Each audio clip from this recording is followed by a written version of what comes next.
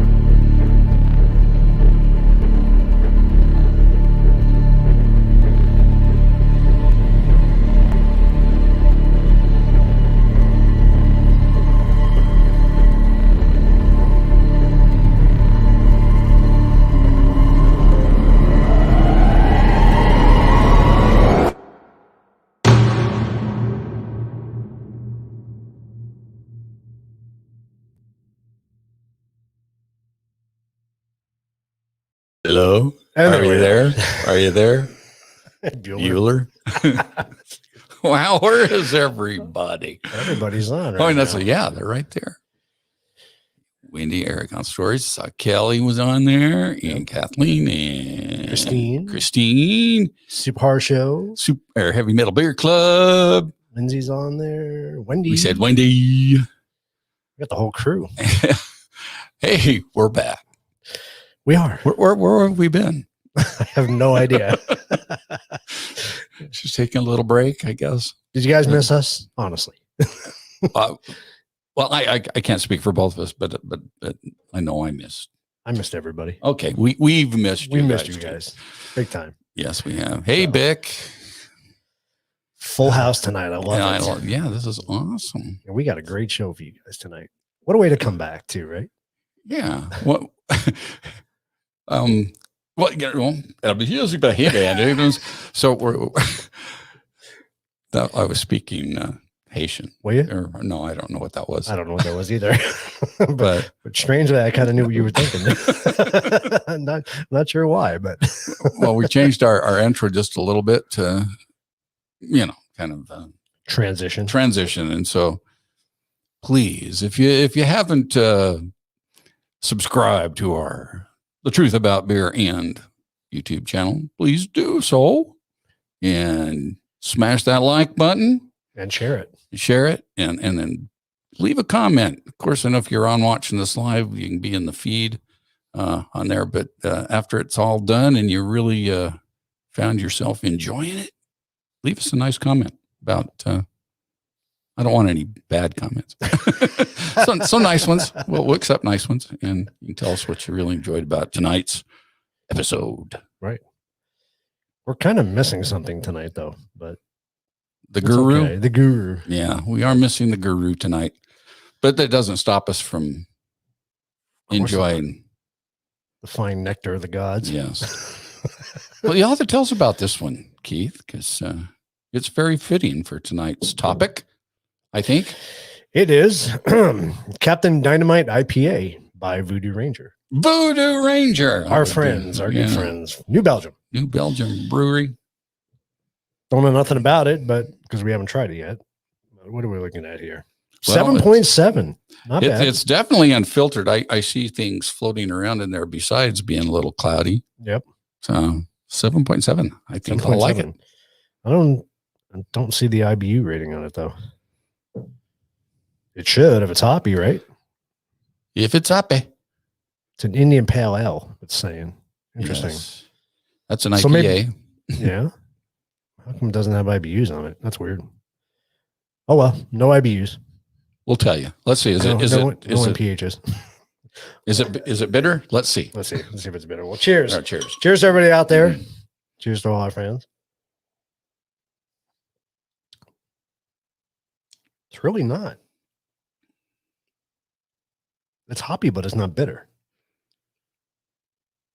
Yeah. Does that make sense? Well, it does, because there isn't that after shock of bitter that you sometimes get with American IPAs. Yeah, so it's this actually is not. But it's not really fruity either. So, I mean, it's got that normal hint of grapefruit kind of thing going. No, I mean, you can definitely taste the hops in it, but it's not bitter at all. I was expecting it to give you that bite at the end, but it didn't really. So, since it's cloudy and it's got things hanging in it, that means they did the, what do they call that? You can see it. Cold hopping or dry hopping. Dry hopping. So they put it in after the first boil. Well, there's only one boil. But yeah, after the first fermentation process. I don't know what I'm talking about. And this is why we need the guru of the South. Yeah, but we're just guessing, grasping at straws. Hey, it was a good try. Hey, Michelle, thanks for joining us. Hello. That was pretty good. What are you guys drinking tonight out there? I almost said in TV land, but in YouTube land or Facebook land, that's what it is now. So, super horror show. You know, I know it was Mother's Day Sunday, but I really missed the detective. Or is he a detective? A detective, Mr. Val, detective, the cop. Have you watched any? I have not. They're a riot. Anyway, I missed it. I haven't had much time to do anything. Probably hence why we haven't had a show. It's good reason. But hey, I haven't had time to collect my thoughts either. So I'm just kind of rambling. Well, tonight, that's normal. Though. Tonight we don't have to do much thinking. No, we don't. Because we got a very special guest. He's usually in the comments. But tonight, he's going to be live with us. Yes. Very you know him. You love him. Employee of the month in the Lowe's bathrooms for the last 3 years running. King of Lowe's, right? Mr. Mike The Naked Bigfoot. Sorry, I had to put that in there. That was pretty awesome, guys. How's everybody doing? Good. Oh, we're doing great. We're very happy to see you. Yes, we are. Well, I'm very, very happy to be a guest on your returning show since your hiatus. We'll have to say all you guys were greatly missed. So it's nice to have you back. It's good. Nice and live. Especially this being your first topic. So I do want to make a comment. That was a really amazing intro you guys did. I really thought that was pretty awesome. Your National Geographic. But did I see something about GHE? Yes. Okay. Do you know what that is? I have no idea. Probably newspaper somewhere. I have no idea. But that's why you're here to enlighten us. It'll make sense later, but it's when we talk about this in a minute when I get started talking. That is short for Gedi, which is actually a name of a family of Loa, which are divine spirits. Which I found fascinating that you found that particular word, because not many Westerners. You did some good research. Let me put it that way. Not many Westerners would know that word, or know the root to that word, and be able to use it the way you used it. So I caught that and I went, wait a minute. They did some good research that I didn't know what it meant until I was taught it many moons ago. But if you want, I can start running my mouth now and start talking. I actually have a question for you, which makes things up. I know Joey's got a list of stuff here, but in doing some of the research that I did do, short term, I did notice that it said that Voodoo actually dates back 6,000 years. Is that true? It's probably further back than that. Really? Yeah, it started Voodoo and Voodoo is actual, and Kadamble, which are all synonymous terms for the same faith, has been practiced in one form or another throughout Western and Eastern and Southern Africa for a very, very long time, until versions of it came over during the time of colonialism and slavery. It was brought to the Caribbean and made its way through the Caribbean. It made its way through South America in the form of Santeria. And then made its ways through Haiti, of course, and parts of the Dominican Republic, which is a whole other topic by itself. And it was due to the slave trade. It was brought into the ports of Louisiana and Georgia as voodoo and hoodoo. Louisiana and parts of Georgia.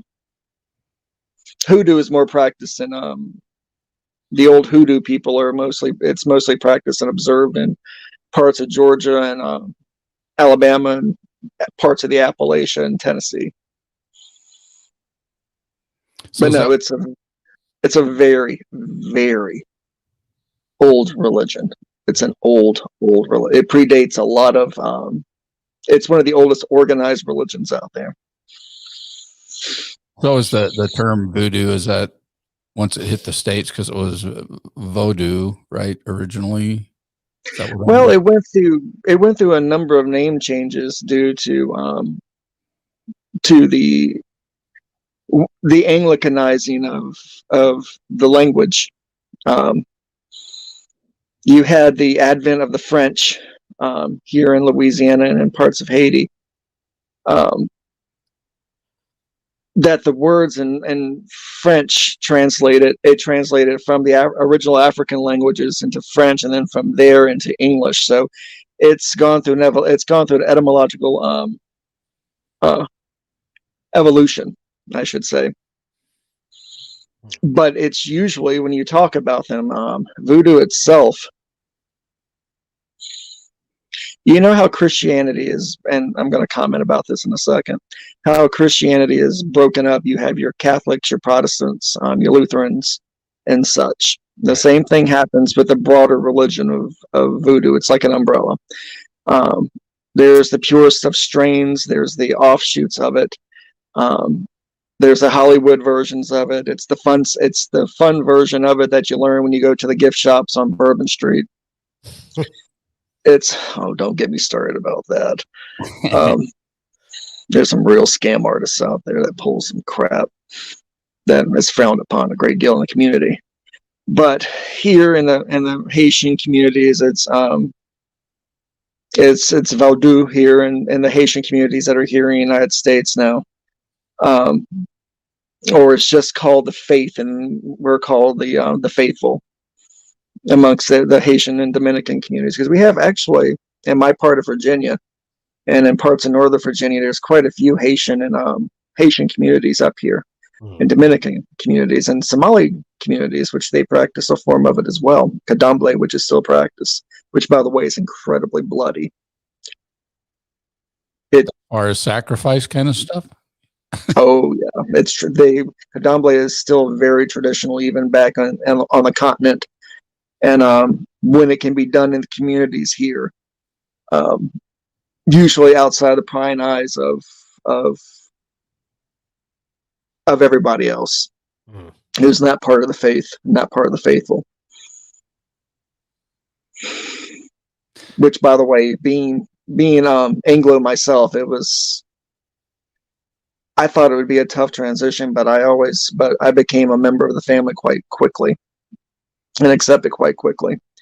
And like I said, I've worked with a lot of the communities up here and a lot of families around here. When they need blessings for a new house or blessings for a newly born child, I've conducted those for them properly, the way it should be done. If they don't have a Hogan in their community already. Hogan's is a priest, by the way. Okay. There's gonna be a lot of words that I use. You might have to stop me and ask me to explain them. I've never talked about this as open as you guys are going to hear tonight. And it's not something that's commonly talked about openly in just realistic terms and in matter-of-fact terms as you're going to get tonight. So you guys and the audience are going to be in for something special tonight. that you won't get anywhere else. Also, I just wanted to put in real quick and just say to those that are, watching and listening tonight that, feel free to put any questions you have up, and we'll feed those to Mike, and I want your questions, guys. And don't think anything is too absurd or too out there. I want your questions. If there's something, anything, I mean, just throw it out there, because I'm going to say yes, no, or there's going to be very few things I'm going to look at you and say I don't know, because I've been doing this for over 20 years. So it's been there, kind of done that. And like I said, it's something that you don't have a lot of members of the community that come out and talk about. It's usually kept within the community because it's frowned upon. It's frowned upon by the mainstream out there. It's not something that we're very proud. We're very proud, faithful. We're extremely proud of our faith, and we're not ashamed of it. We don't hide it. But at the same time, we don't take well to persecution. We don't take well. The way we fight persecution is it's a little different, because we go from 0 to FU really fast.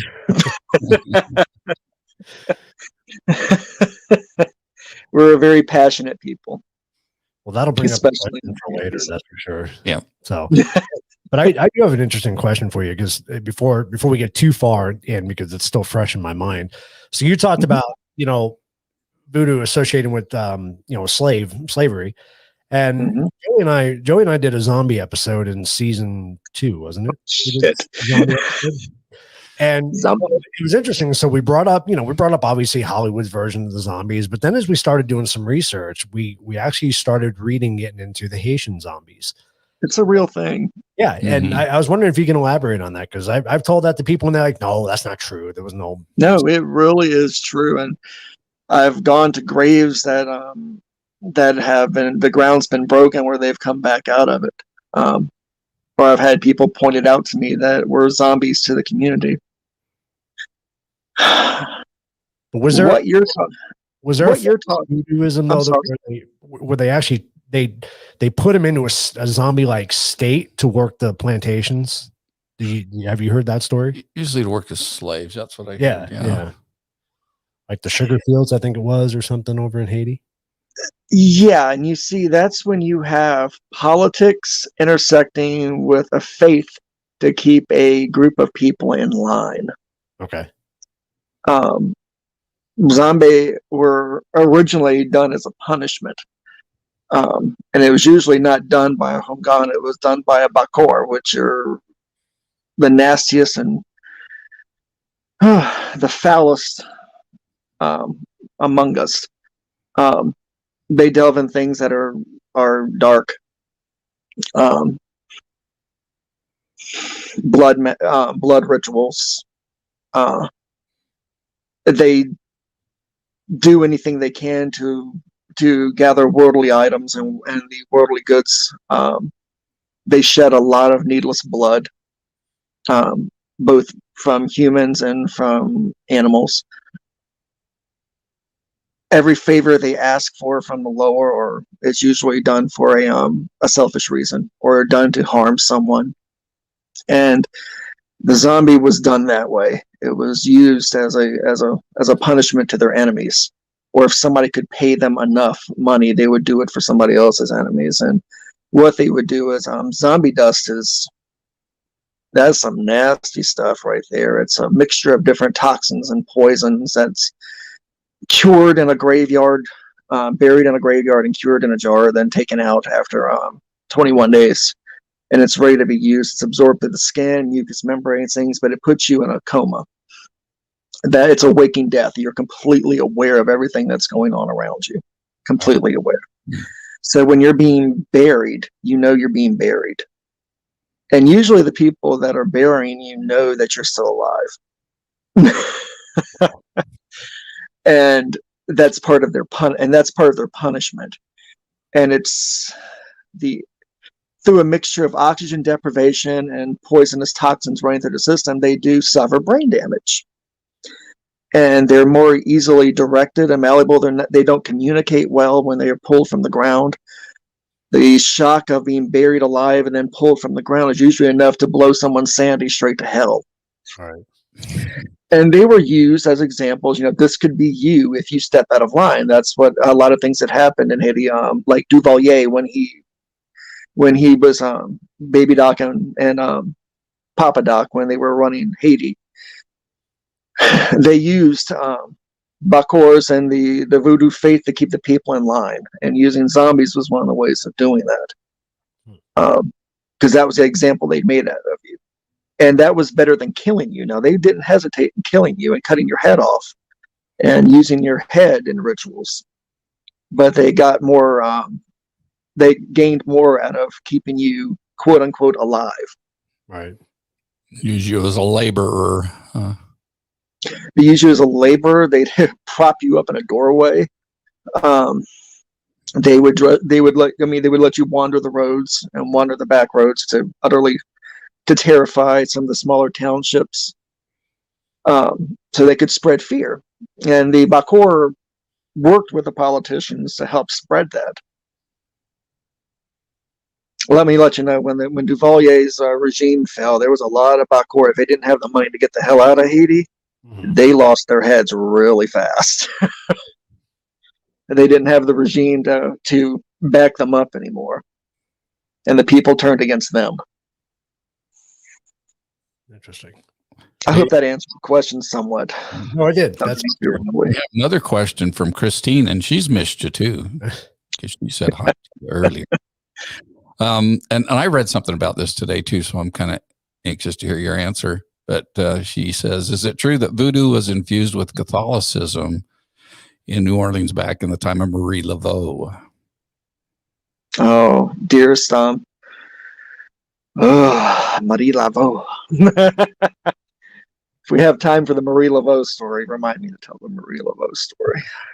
I had a chance to many years ago to work with her descendants and actually go to her gravesite, her actual gravesite, not the one that everybody draws X's on outside of New Orleans, but where she's actually buried at, where her bones rest at. Yeah. But yeah, part of when the Christian missionaries came in to educate the natives, they brought their religion with them. And they brought their saints with them. And they brought their God with them. And one of the tenets of voodoo is that no matter what the saint is, and whatever faith it is, you do not disrespect it. You show respect to all in whatever faith that's presented before you. You show respect to the saints, to the spirits, to the Loa, to whatever faith it is, you show respect to it. And so to appease the missionaries, they incorporated the saints and Jesus, and they have incorporated the white God, which is not a skin color. It's a denotation of that the Christian God stands in whiteness, and in our faith, something that is white is without life. So when we refer to something as being white, we refer to it as not having life. Without having color, it denotes it does not have life. It's not a term of disrespect. It's a descriptive term that our people understand, and that faithful understand, that it's not an actual part to our faith, that it's something that is there, that we respect, but we do not follow. Does that make sense? Yeah. I hope. Well, it's been a long time since I've given that particular speech to explain what white meant. Well, nowadays you got to be real careful. But hey. Well, a lot of people get pissed off when I would hear me say the white God, thinking I was, trying to denote between the skin colors, between white Jesus or black Jesus or something like that. No, white to us means something completely different. When we describe it as white, it is without life. It is without the life of us, without the life of our Loa, without the life of our spirit. So we call it, the white. So would it be spiritual in that sense then? Yeah, well, the saints, we actually, because in most of my in my altars upstairs in the attic, one of the things that the Hungan does is we will light candles and we pay respects to all Loa and all saints. But the saints and the Catholic saints in Voodoo are known as Horatia, which translates loosely into saint, plus some other little things. And we do not disrespect anyone, including the Horatia. We give them respect as well. But we merely light candles for them. Right. And give them that respect and give them that love. And we just see them as mere aspects of our faith. There are different sides to a gemstone. A gemstone is a gemstone, but a faceted gemstone, each facet is unto itself, but it's all part of the whole. And the Horatia are just a facet of that gemstone. That's part of the whole, which is Voodoo. That's a good way to describe it. I like that. That's how it was described to me. Yeah. Does that make sense? Yeah, absolutely. A faith is a gemstone with many facets. Each facet is different from the one beside it, but they all touch each other and they're all part of that gemstone. Right. But and so we do not disrespect any facet to that. We do not look down upon it. It is not our place to pass judgment on anyone else's faith or any faiths that we were told that we have to worship. Right. We just merely add it to our own and continue going. But it's not the core, if this makes sense. It's not part of our core tenets. We don't wear rosaries, or anything like that. Right. We pay respect to the Horatia. We do not disrespect the Horatia. Hell, they haven't done anything to me. So Wendy has a question for you. So she says, okay, so Naked, you actually practice voodoo. And if so, what made you get into doing voodoo? Oh my gosh. Let me, if you guys have a minute, that's a good, I was wondering when I was going to be able to segue into this. We got time. I know, but let me start by saying, before I start telling you my journey, let me start by telling everybody, the things I will be talking about tonight. Some people will have issues with it with their faith because they've been brought up thinking that voodoo, watching movies and Hollywood movies and reading books, that voodoo is evil, that it's all evil and bad. And you'll hear things that may be contrary to your own personal faith system. I want to let you know I'm not here to insult your faith system. I'm just merely here I respect all faiths. And only thing I ask is the same respect in turn. I will not get into a shouting match about the existence of angels, because I have my opinion, you have your opinion, and there's usually no way in hell I'm ever going to change your opinion. But we can respect that we have different ways of seeing it, and maybe each of us will learn something from each other and go forth with it. With that said, so again, no disrespect to anybody's particular belief system, so nobody go on a rant and rave and tear that I have horns and a forked tail and I'm dancing around with voodoo dolls stabbing needles into it if anybody says anything negative. That's bullshit, by the way.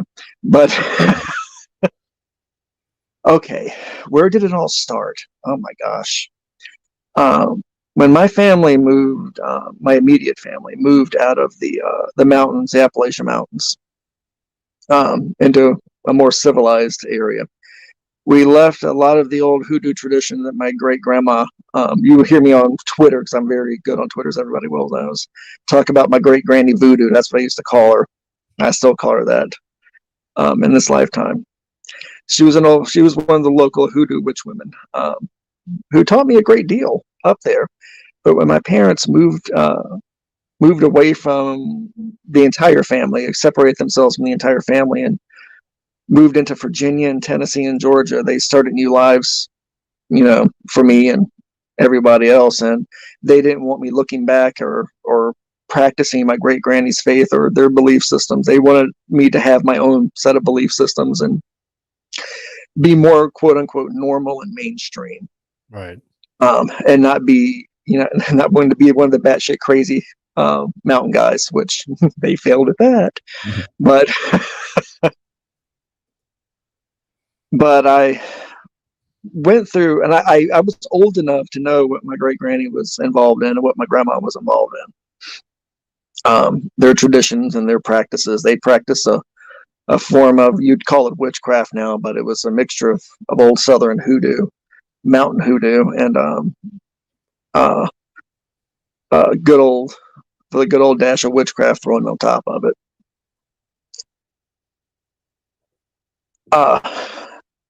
It left me empty. It left me empty. I went to church every Sunday with my mother and my father. It never felt right to me. It didn't feel like I belonged in those churches.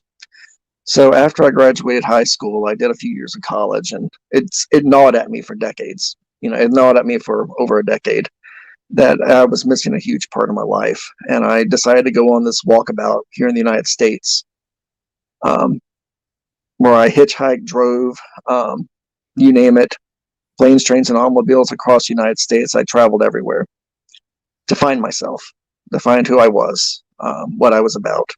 I was told to do that actually by an amazing woman that I got to know, which is a whole different story. She encouraged me to go out and discover myself before I came back to the civilized world. Mm-hmm. And I went into snake handling churches.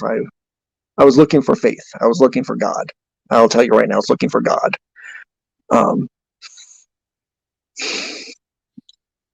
And by the way, once you leave the township that we had in the mountains, when you leave that town, you are usually not welcome to come back. So I did not go back to where the origins of my family. I did not go back to that because we were not welcome to come back after we left it. And I was not welcome to come back by myself. We were pretty much, we shunned. But with that said, I was just discovering the paranormal world as I was traveling around. I ran into all kinds of really neat haunted locations. I saw all kinds of spiritual critters. You name it, ghosts, gas, ghouls, you name it. I had a chance to experience it all as I was traveling across the United States and the back roads and the back haunts of every place. And I got really interested in different legends as I went around. I mean, it was everything. I was enjoying myself, but I was still empty because I was still looking for God, period. And I was coming out of Texas, and I found that I was no longer welcome in a great many parts of Texas because I had a little too much fun in Texas. I was on many of an Indian reservation throughout the Midwest too. That I learned a lot from the Native American Indians out there too. The ones that accepted me in and taught me a little bit about their lore and their tribes and their drugs, and it was a lot of fun. Learning all kinds of new spiritualism and everything, but at the same time, I still didn't feel complete. Even I still wasn't whole. I even hung out with some Mormons and still was not finding God. Like I said, I sat in all the pews, I lit all the candles, and still nothing was there for me. Right. And I was traveling. And some people may remember if they watch some of your older videos when I talk about my spiritual companion, who my little crazy girl that follows me everywhere. Mm-hmm. She was with me the entire time. She was my tour guide into the world of the weird as we were going across the United States. And I was actually walking down, I was coming out of Route 71 outside of Madlon in New Orleans. And I was walking down the street, and she appeared in front of me, in front of a shop. And she just stood there looking at me, and then she pointed, for me to go to the shop door that was open.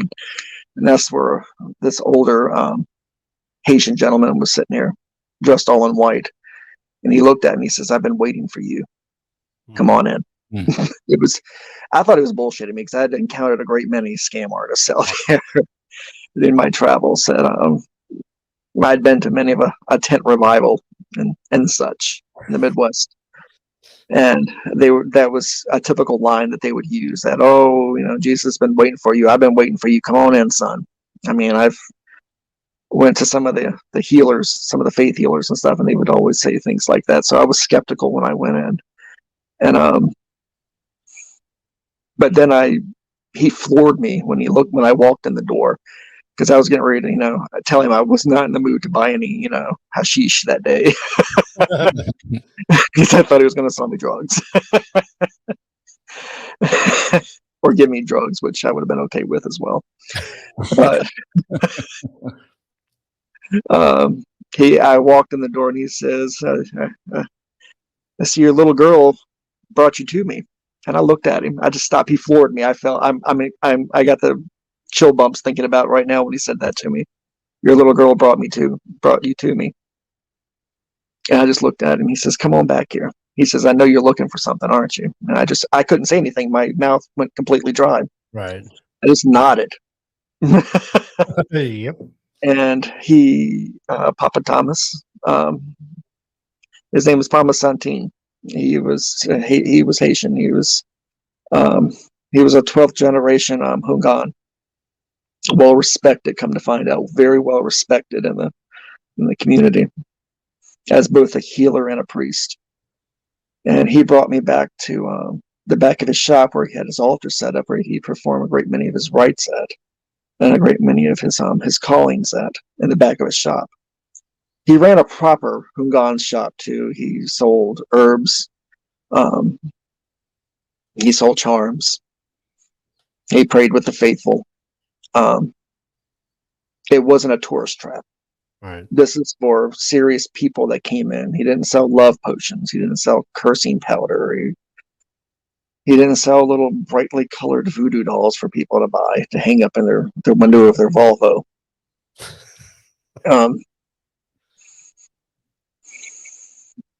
He brought me back to his, and I slept in his shop. I slept in his shop for 8 days.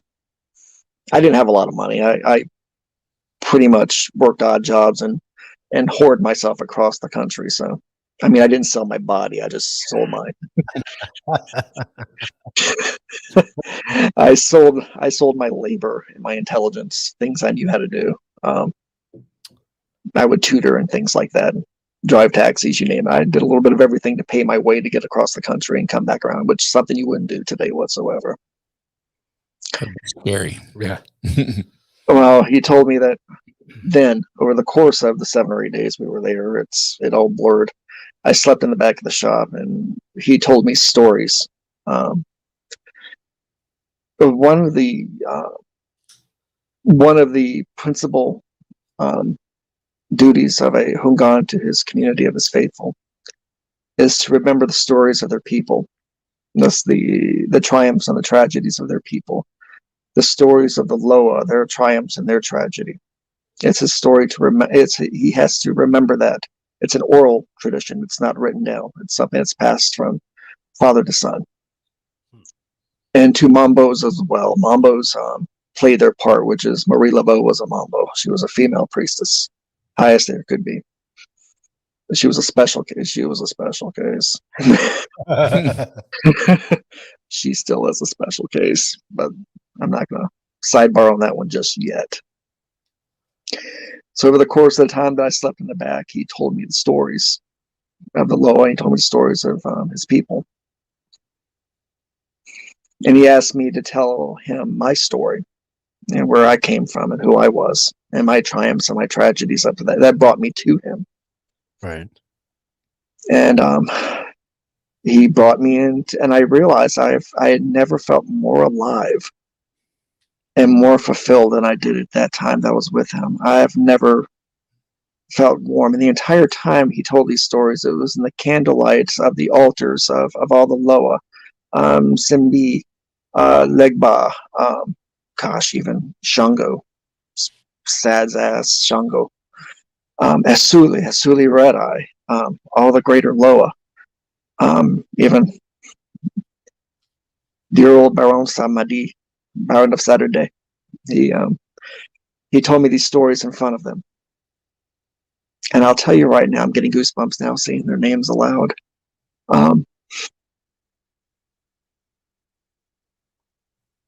With every name that he spoke to me and every story he told me, their story and who they were,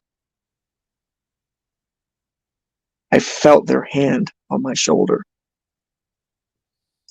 That's something I did not feel in any church. I did not feel in any temple, any mosque. I did not feel when I was with the Cherokee Nation and they did the Deni to banish Nagloshi from their property. I did not feel the hand of a god or the hand of a spirit touch me. And I remembered I only felt that way one other time, and that's when I was with my grandmother and my great-grandmother. Because they were always surrounded by things that were greater than them. Right. And I felt that. And I realized that's what I was missing. It's feeling them. And knowing that they're real and they're there. And then I stayed with him. I stayed there for almost 5 years. Oh, wow. Working in his shop, working with him. He introduced me to his attendants, which would help him throughout doing larger ceremonies and minor ceremonies with the community, and help him at the shop. And he taught me what the traditions of the Hungan. And knowing that, and I didn't know at the time, it's because he could not go back home to Haiti at the time. Politically, he couldn't go back home to Haiti. That's a whole different story. And most of his family was still back in Haiti. That's politically, he couldn't go back. It would not have been good. It would not have been healthy for him to go back to Haiti. And he died here in the States. And I got to take a portion of his ashes back home to his family. But that's a different story. And he slowly introduced me to the ways of the Loa. The Loa is a deified spirit. It's a greater spirit. It is for lack of a better term, it is a god. There are more than one god in this world. Not every god is meant for every person. Not every god was meant to be worshipped by every person. But mine were.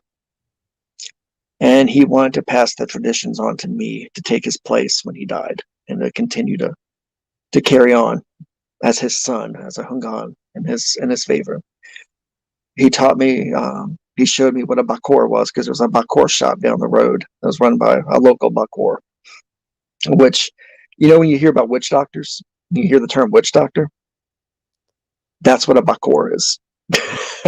Okay. They are and they love it. They get all into the Hollywood bullshit. They love it. Bakor love it because you know what? They get away with so much bad shit they do to people into this world by doing that. Whenever I talk about Bakor, they piss me off. Which rightfully so. I was told that, they also taught me to control my emotions a little bit better too, because being as white as a lily. He told me that I would not gain quick acceptance, which actually it was a lot faster than I thought by his faithful in his community and his following. They were quite accepting to me after a while. They looked at me with a lot of suspicion and doubt when they first met me, because I didn't speak the language and I didn't know what I was doing. I wasn't cutting roots correctly, or I was setting fire to shit I shouldn't be setting fire to. But at the time, at the end, after many ceremonies, he introduced me formally to the Loa as a Hungan, to be accepted as a priest, and to them to be a papa. And I had to get my name that day, that I was to be accepted. And the Loa that would choose me to be their patron, they would choose me, but it was my decision to follow them. Which was interesting because we set up the ritual for 15 different Loa. And each one of them pleading their case of why I should be with them. It's a lot more simplistic than what it sounds, but it's just, to put it simply, it's a choosing where they accept you. And then what path will you follow? Will you follow the path of a healer? Will you follow the path of a lover? Will you follow the path of Sembi and sorcery and be a stark raving mad witch? Or what path are you going to choose, and which lower you're going to pay homage to all of them, but which ones are going to be your patron, which ones are you going to always go back to and give the most love to, and they will give the most love back to you. And at the end of the day, there were three that I still follow. I pay homage to all Loa, both the good, the ones that stride upon the serpent's back, and the ones that walk beside the serpent, and the ones that walk below the serpent, which I can explain that in just a second. And then I can dispel a Hollywood myth at the same time. Which is a good, bad, and which pretty much it comes down to good, bad, and indifferent of the Loa. The indifferent ones are unpredictable. You can predict the good, you can predict the bad, but you can't predict the unpredictable. The unpredictable, you get mixed blessings from them every time. They touch you with a different blessing every time, and it may not turn out to be a blessing. Like Zimmy, it doesn't turn out to be a blessing with that a-hole all the time. Most of the time, it turns out where you're peeing blood for a month or something. Oh, jeez. Oh God, I gotta stop making that joke because I am going to get screwed if I keep making that joke. Anyhow, it was Legba, Esuli, and Baron Samadi. Those are my three Petro. And they were the three that I give the most homage to. They were the three that have accepted me into their family. They were the three that sit at the table that when it's time for me to die and pass over, they'll have me sit at the table with them to prepare me for the next life and to have dinner with them and prepare for the next life. And Baron Samadi, you do not die until he digs your grave. And he will personally dig my grave and not have one of his children dig my grave when I die. And I will not die until he's done digging that grave.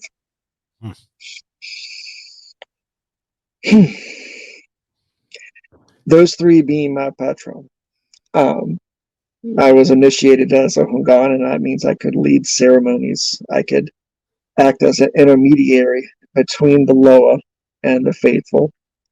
I could pass their words. I could have them ride me. And being ridden by a Loa is a form of possession by a Loa, where the Loa enters your body and uses your body, either to answer a question that you personally have, or a question that the faithful have, or a question that somebody outside the circle has a question and will come to you for answers. And the Loa can either give them a direct answer, give me a direct answer, or give you a horribly vague answer, or not answer you at all. If they don't respect you, or if they don't take you, if you're not serious, they will not give you an answer whatsoever. And they will tell that to you through my mouth. Being ridden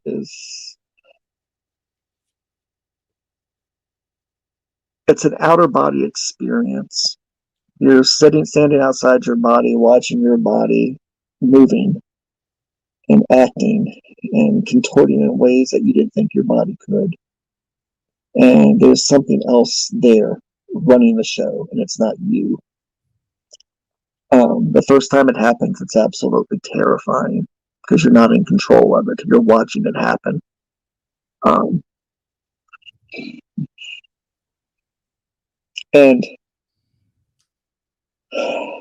But you have to remember, only you can make them leave your body. They don't elect to leave on their own because the Loa enjoy the world, the worldliness of the living. They enjoy eating with your mouth, and they enjoy drinking with your mouth, and they enjoy sex with your body. They enjoy drugs in your body. They want the sensations of life that they don't have in the other world whatsoever. And when you're letting them use your body, sometimes they get so caught up, especially if you don't prepare the ritual correctly and you don't give them offerings that they find worthy. If you do not have the right tobacco or the right rum or the right fruits or the right meats or the right blood, they'll try to use your body to seek out what they want. And you don't want them to do that. You want to keep their attention and keep them focused so they'll answer your questions for you or bestow their blessings upon you or upon the people that are there. Again, it can be absolutely terrifying. I've had my fingers broken during writings.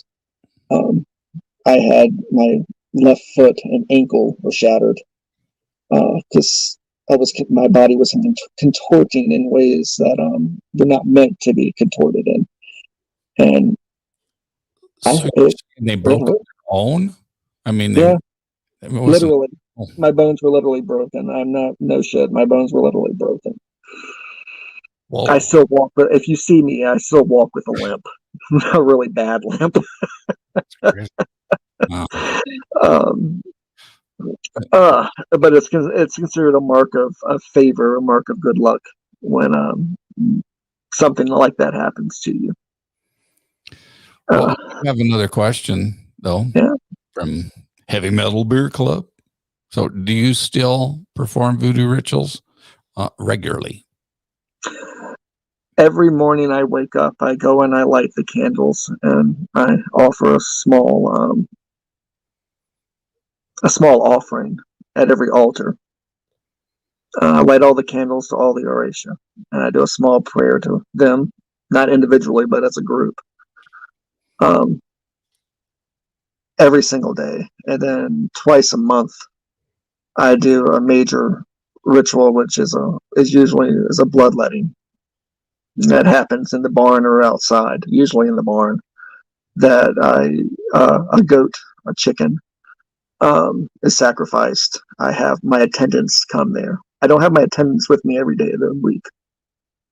My attendants don't come to me except for during higher rituals, and when I'm doing blessings, they come to help me and to help call up the Loa with me, and to help keep the Loa focused once I'm being ridden, and help me rid myself of them when the time comes for them to leave my body.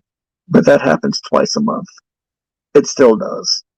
And some people know my health kind of sucks right now, so it's extra taxing to me now than it ever has before. It rips things apart it shouldn't be ripping apart. But I would not disrespect my patron by not honoring them at least twice a month in a major ritual, and do major offerings with them when I do it. No, good question. Another question for me though, because the stuff I've read, it's always chickens or goats. Is there a significance to? They're available animals. This is probably going to get me. This is I'm going to tell you something that's going to get under everybody's skin. Okay, so be prepared. But you have to understand, these are animals that are easily available and readily available to the faithful, both in Africa and in Haiti and here in the United States. So these animals were easily to come by, these farm animals. But there are other animals that we do sacrifice, especially animals that represent different Loas, like Baron Samadi.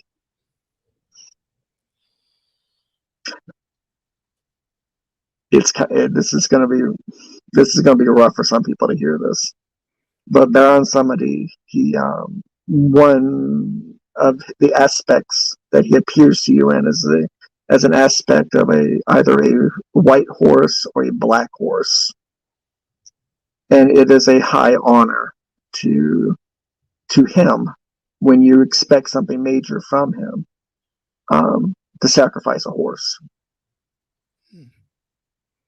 And I have been a part of that. I've removed the heart. I've seen the heart removed from many of a horse. I've done it 6 times in 20 years myself, where I've had to sacrifice a horse to curry favor with him, for a major favor with him. But yeah, it's just not those animals, it's other animals too. Okay. It's other animals too. And you do also give of yourself as well. If it's, we're talking about ceremonies when you lay out an altar to call up a Loa. I know it's going to be all kinds of legal shit now. I shouldn't have told you about the horse.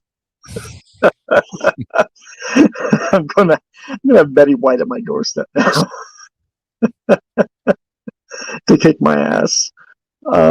Years old. Yeah. I know everybody did a collective gasp in the audience probably when I said that. He kills horses.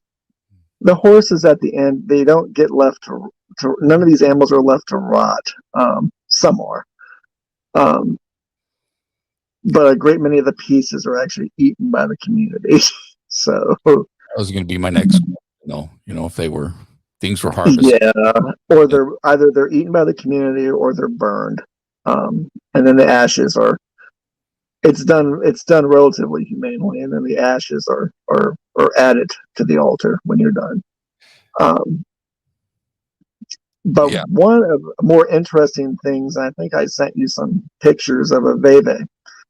One of the ways to call up, the only way to call up a Loa, one of the major things you have to do is to draw a veve, which is the represent, and that's one right there of Legba.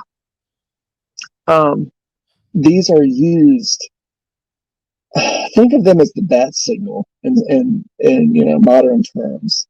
You use them to get their attention, to get them to focus upon you when you draw this. Now you can have a paper copy of it, you can have a printout of it, but that doesn't necessarily mean that you're going to get their attention. What gets their attention is when you draw it yourself using something like cornmeal, charcoal, brick dust, flour, and in some cases your own blood to draw those veves. And when you're done drawing them, you're getting their attention, and then they start focusing on your altar, and then they see what you've left on the altar for them to ask them to come. You have to leave them a gift, and sometimes it's simply as a glass or a cup of white rum or spiced rum, or again, fruit, like Simbi, that nitwit. Well, I shouldn't say that. That Societe Loa, it prefers she, it appears in both forms. Usually wants you to leave something there that's poisonous, a plant that's deadly toxic, to show your devotion, that you're willing to handle such a thing before he or she comes to you and offers you guidance or offers you answers. But the veves are used to get their attention, and every Loa out there has its own individual veve. Again, a printout of it won't do much. You have to draw it yourself because you're putting a little bit of it. There you go. That's a list of some more common veves of some of the more common Loa that people maybe have heard about by watching movies and such. Some of them can be Baron Samedis has one of the most intricate ones that's out there because he's a little bit of a jackass, which I can say that about him because he thinks the same thing. He thinks the same thing about me. He thinks I'm a bit of a jackass too. But Baron Samedi is him and his family, or the Lords of Death, debauchery. He can be crude. He can say foul things to you. He can say foul things as he's writing you about the women that are there. He will use your body to expose himself. But what people don't understand is when he does that, he's trying to see. He's judging you, judging your reactions to his actions and to his words. And if he finds your actions and your words favorable, then he will help you. He will guide you. He will answer your questions. Or he may just be an a-hole and not answer any of them and leave and not do anything. I might just end up with a bloody nose at the end of the night. And that's the end of it. Well, Christine, but when I was, the question. Oh, sorry. Say Christine has another question for you, and then a comment. Or is there a question with that? But she just says, do you have more than one altar? Oh gosh, yes, I've got 15. Okay. See, there's question one. That- Each one is set up to pay homage to aspects. So, and then she just made the comment that sacrifices have been around for thousands of years in, many different yes, they religions and faiths.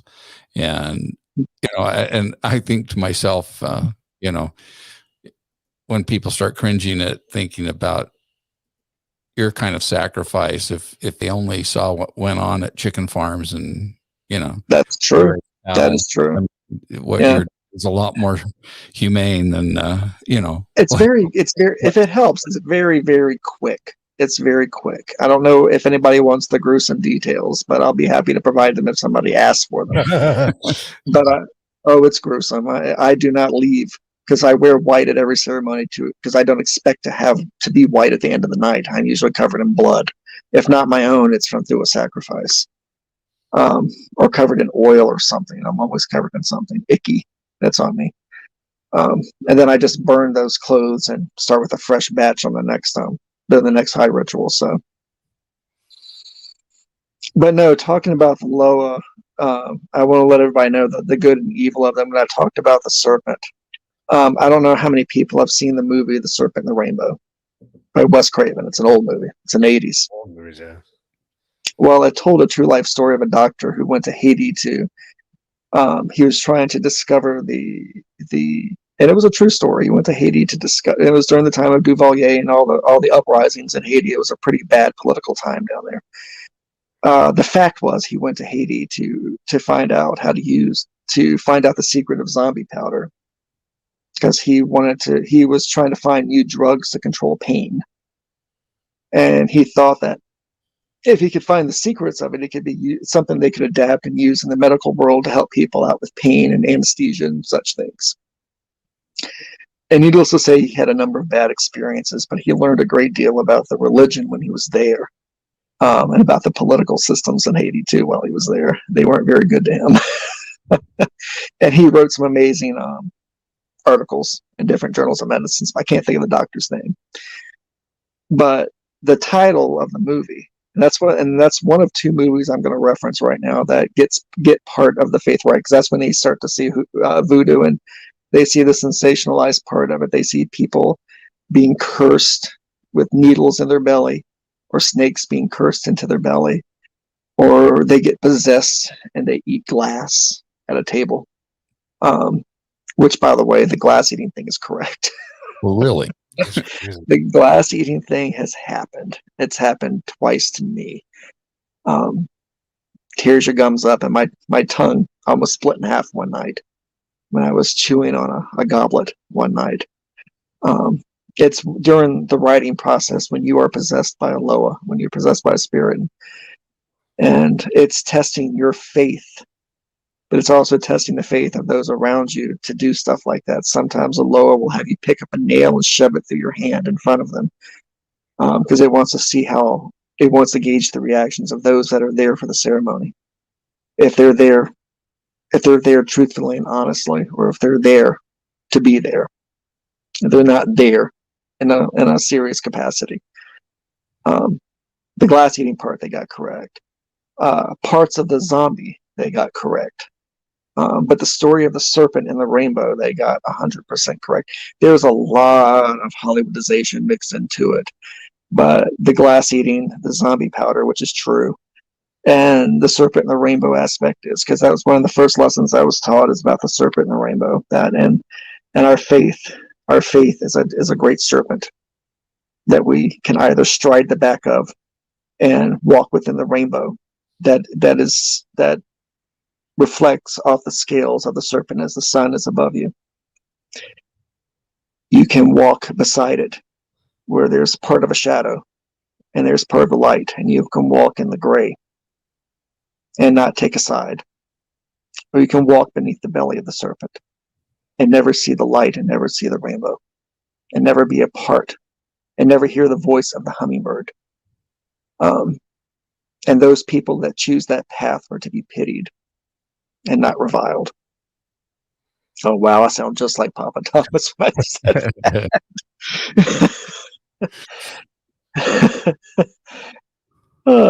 That's So how it's the explained to me.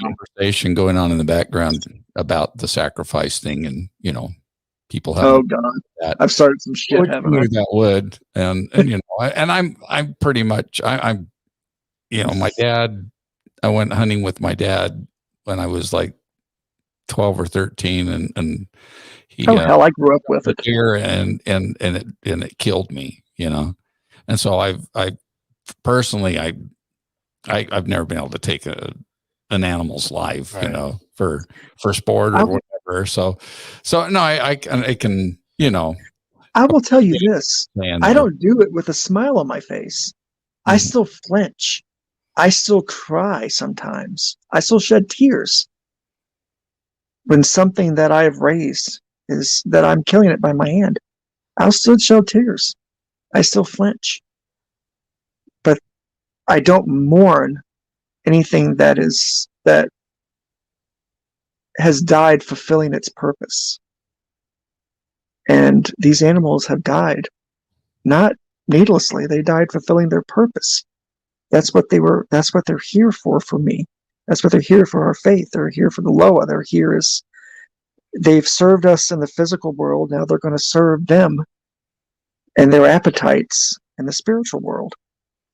They're fulfilling their purpose. They fulfilled their purpose with me, and they're fulfilling their purpose with them. And I do not mourn that. Yeah, and that wouldn't contradict what the Bible says either. So they're here for our, yeah. They stole from the best. I'm not talking about my people. I'm talking about them. Never mind. That's a whole different fight I was about to get started.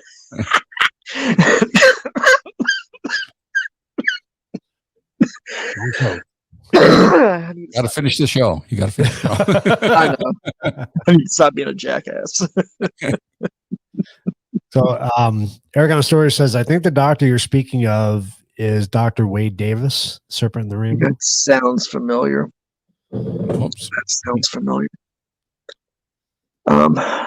He was again, he wrote some interesting studies, and Wes Craven got a hold of his story and did the movie's fun. I watch the movie all the time.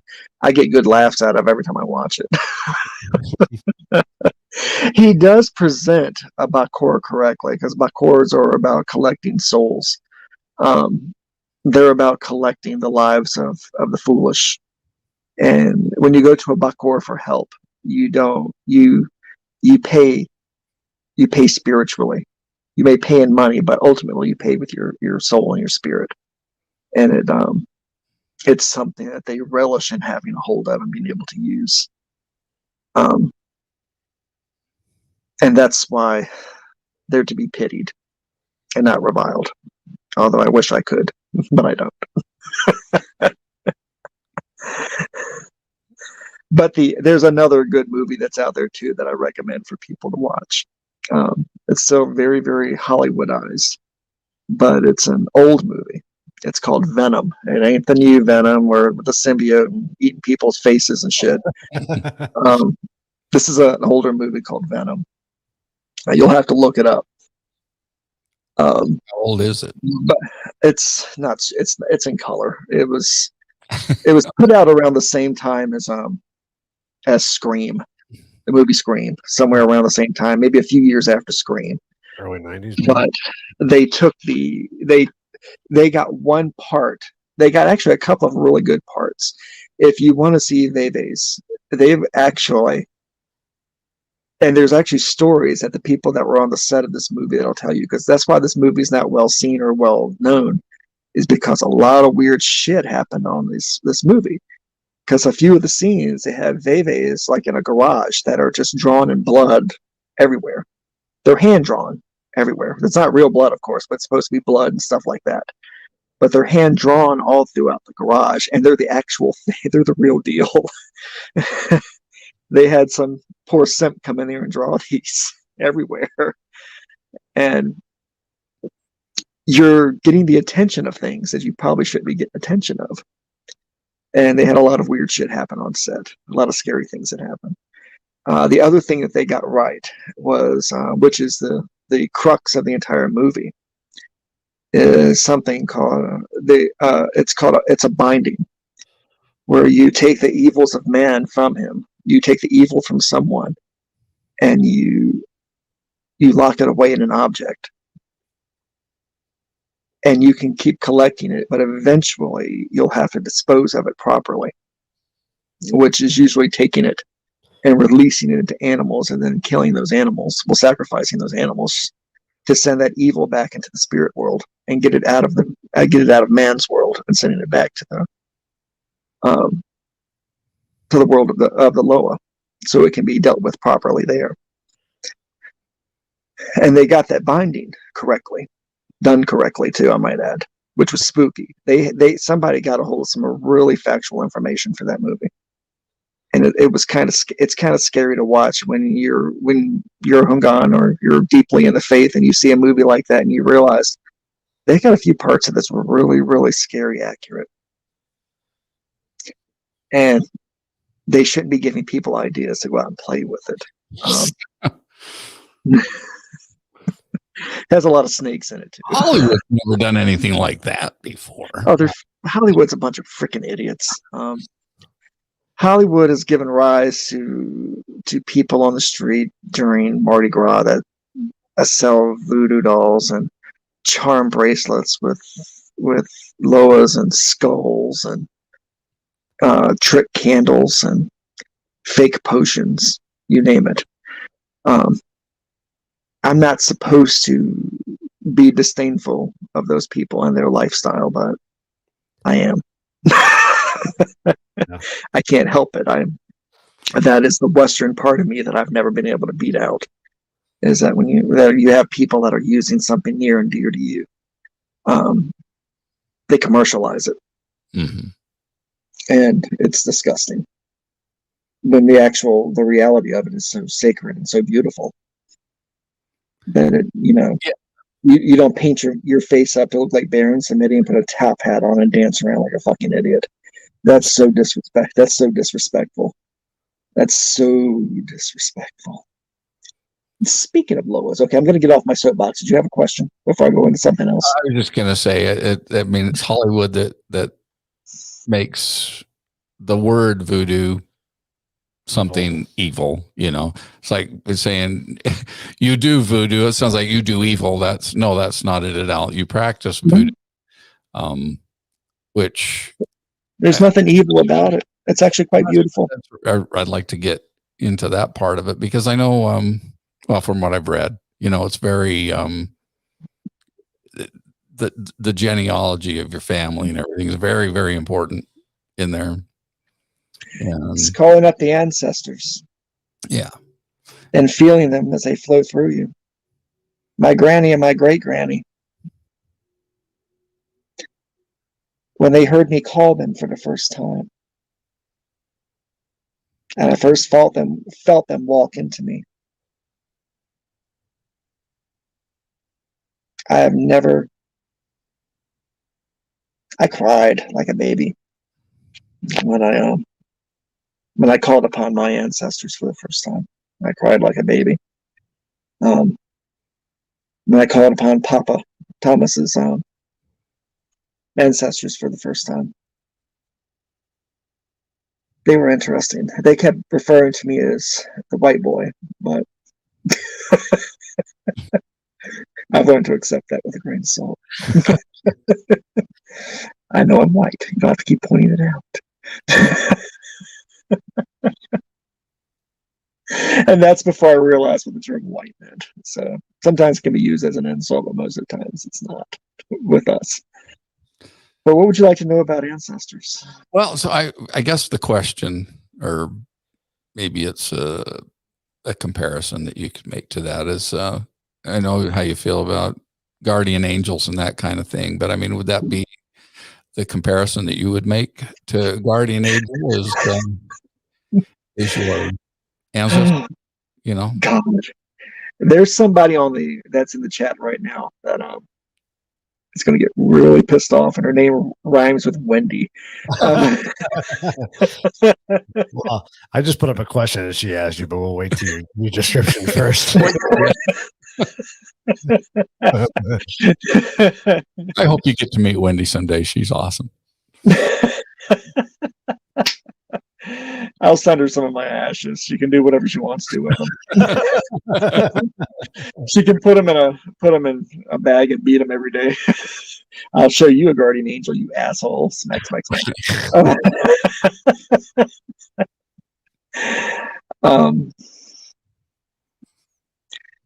You're always surrounded by your ancestors. You know, you can feel them when you walk through a room. When you call them up, you can feel them brushing against you. When they decide to speak through you to answer questions or use your hands to ask you questions, or to give you wisdom, things they've learned on the other side, things the low have taught them. Oh, Jesus, tap dancing Christ. They don't protect you, Wendy. They don't appear as love and light in a room.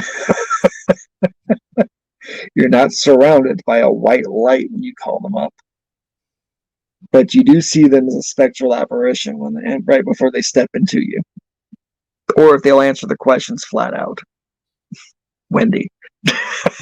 But I do not consider them guardian angels because I've never had a single one of them step in front of a bullet for me. They answer a lot of questions. Now they've not answered a lot of questions for me too. Yeah. They've clammed up and went back to whatever happy little hunting grounds they were from.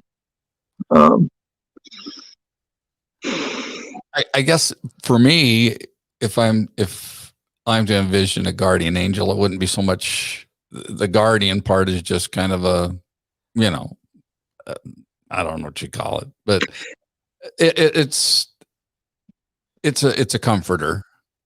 That's what I'm saying. If it makes you, I mean, that's how I look at it. That's how you can, if that's your point of reference to this, is that's how it works in your brain, how you can rationalize it. I'm not saying this to be a smart ass, but if that's the best point of reference you have to what I'm saying, then hell, go with it. Go with it. That's the closest thing in your experience and in your life and in your faith system. If that's the closest thing to it, then why not? If that helps you understand it better, then why not call it an angel? I do not believe that people become angels. I had to say it. Wendy right now is probably shitting a porcupine. She's saying a lot of stuff to you right now. I know I can feel the smoke coming out of her ears and her butthole getting really hot because she's mad at me for saying that. But she's trucker and sailor. But she's heard me say that before. I don't believe it at all. And that gets me in, when I get started on that gets me in so much shit with so many people. Because, I use the line, I've been touched by an angel, but I use it sarcastically. Usually when I've gotten bum rushed by something spiritual, I say, yeah, I've been touched by a not so angel. Well, actually, she has another comment there that I think is pretty valid. Oh shit! Because your little girl guide. I mean, what do you consider her? I mean, to Wendy that would be an angel. To you, that is what? Spirit guide, right? Yeah. I consider it a spiritual companion. I'm so good at being politically correct about things like this.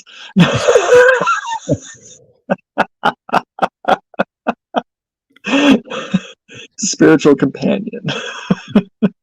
She does not have wings. If she had wings, it would probably scare the shit out of me more than it already does. There's no halo, there's no robes, there's no angelic music. I usually hear something by Ozzy Osbourne playing in the background or Black Sabbath. Yeah, but again, you talk about this is the whole tomato thing. You call it. Your little girl's a spirit guide. Somebody might consider it an angel. And I've said this. It's all the same thing. Right. It's all about perception and the way your perception works in the spiritual world and in the universe. I'm looking at something. If I look at something, I see a little girl with no eyes wearing a bonnet and a red dress. Right. Wendy is looking at the exact same thing, and she sees her bathed in a heavenly glow, but we're looking at the same entity. But our experiences and our experiences help shape our perceptions in the spiritual world, and we see it in two different ways. And it's the exact same thing. We just see it differently. Right. Yeah. So we can only perceive what we believe, I think. And we come to grips with it, with our experiences and our own belief system. We come to grips with it, and so we use it's how we make it sane. Is how we interpret it. Is how we keep our sanity. Otherwise, we go batshit all the time seeing things like this. So, well, the interesting thing is when you start, you brought up a good point. You brought it up jokingly, but you talk about how they have wings and they have halos and all this stuff. But somebody somewhere in history depicted an angel that had wings. Why they did? We don't know. There's no, maybe that was just how that person envisioned that deity or whatever you want to call it. Well, I mean, we have a picture of Jesus and he's a white dude, right? You know, so, and we know that he would not be. No, he's from the Middle East, for God's sakes. He's not going to be white. If he was, he'd have a sunburn. Yeah. He'd be a ginger. I mean, but it's again, it's how you visualize it, because people have black Jesus. You think about it, it's all in the way you perceive it, right? Kind of like Mike was saying, but it's just interesting because you have a lot of arguments about it back and forth. But like you said, I think you said it good, Mike. We're all talking about the same thing. Yeah. In a sense, it's all how we believe it, how we see it in our head, Our belief systems are the prism that we view it through. And if I were to look at it through Wendy's prism, I would see it the way she saw it. If she saw it through my prism, she'd see it the way I saw it. Right. It's a very rare individual that can stride both worlds and be able to do that and stay sane. Any other questions? Yes. Oh yeah, we got a lot of stuff going on here. Throw me a few questions and I'll get back on another story. Okay. So Christine says, does the Voodoo faith believe in reincarnation? Which I guess in a sense, from what you said before, they would, in a way, right? Or afterlife anyway. There is an afterlife, and there is a chance for your soul to be recycled, to give another opportunity for it, to give another opportunity for your soul to come back. But you've got to be somebody damn special for that. Oh, here we go. Your voice is doing that weird thing again. I'm glad this is being recorded. Again.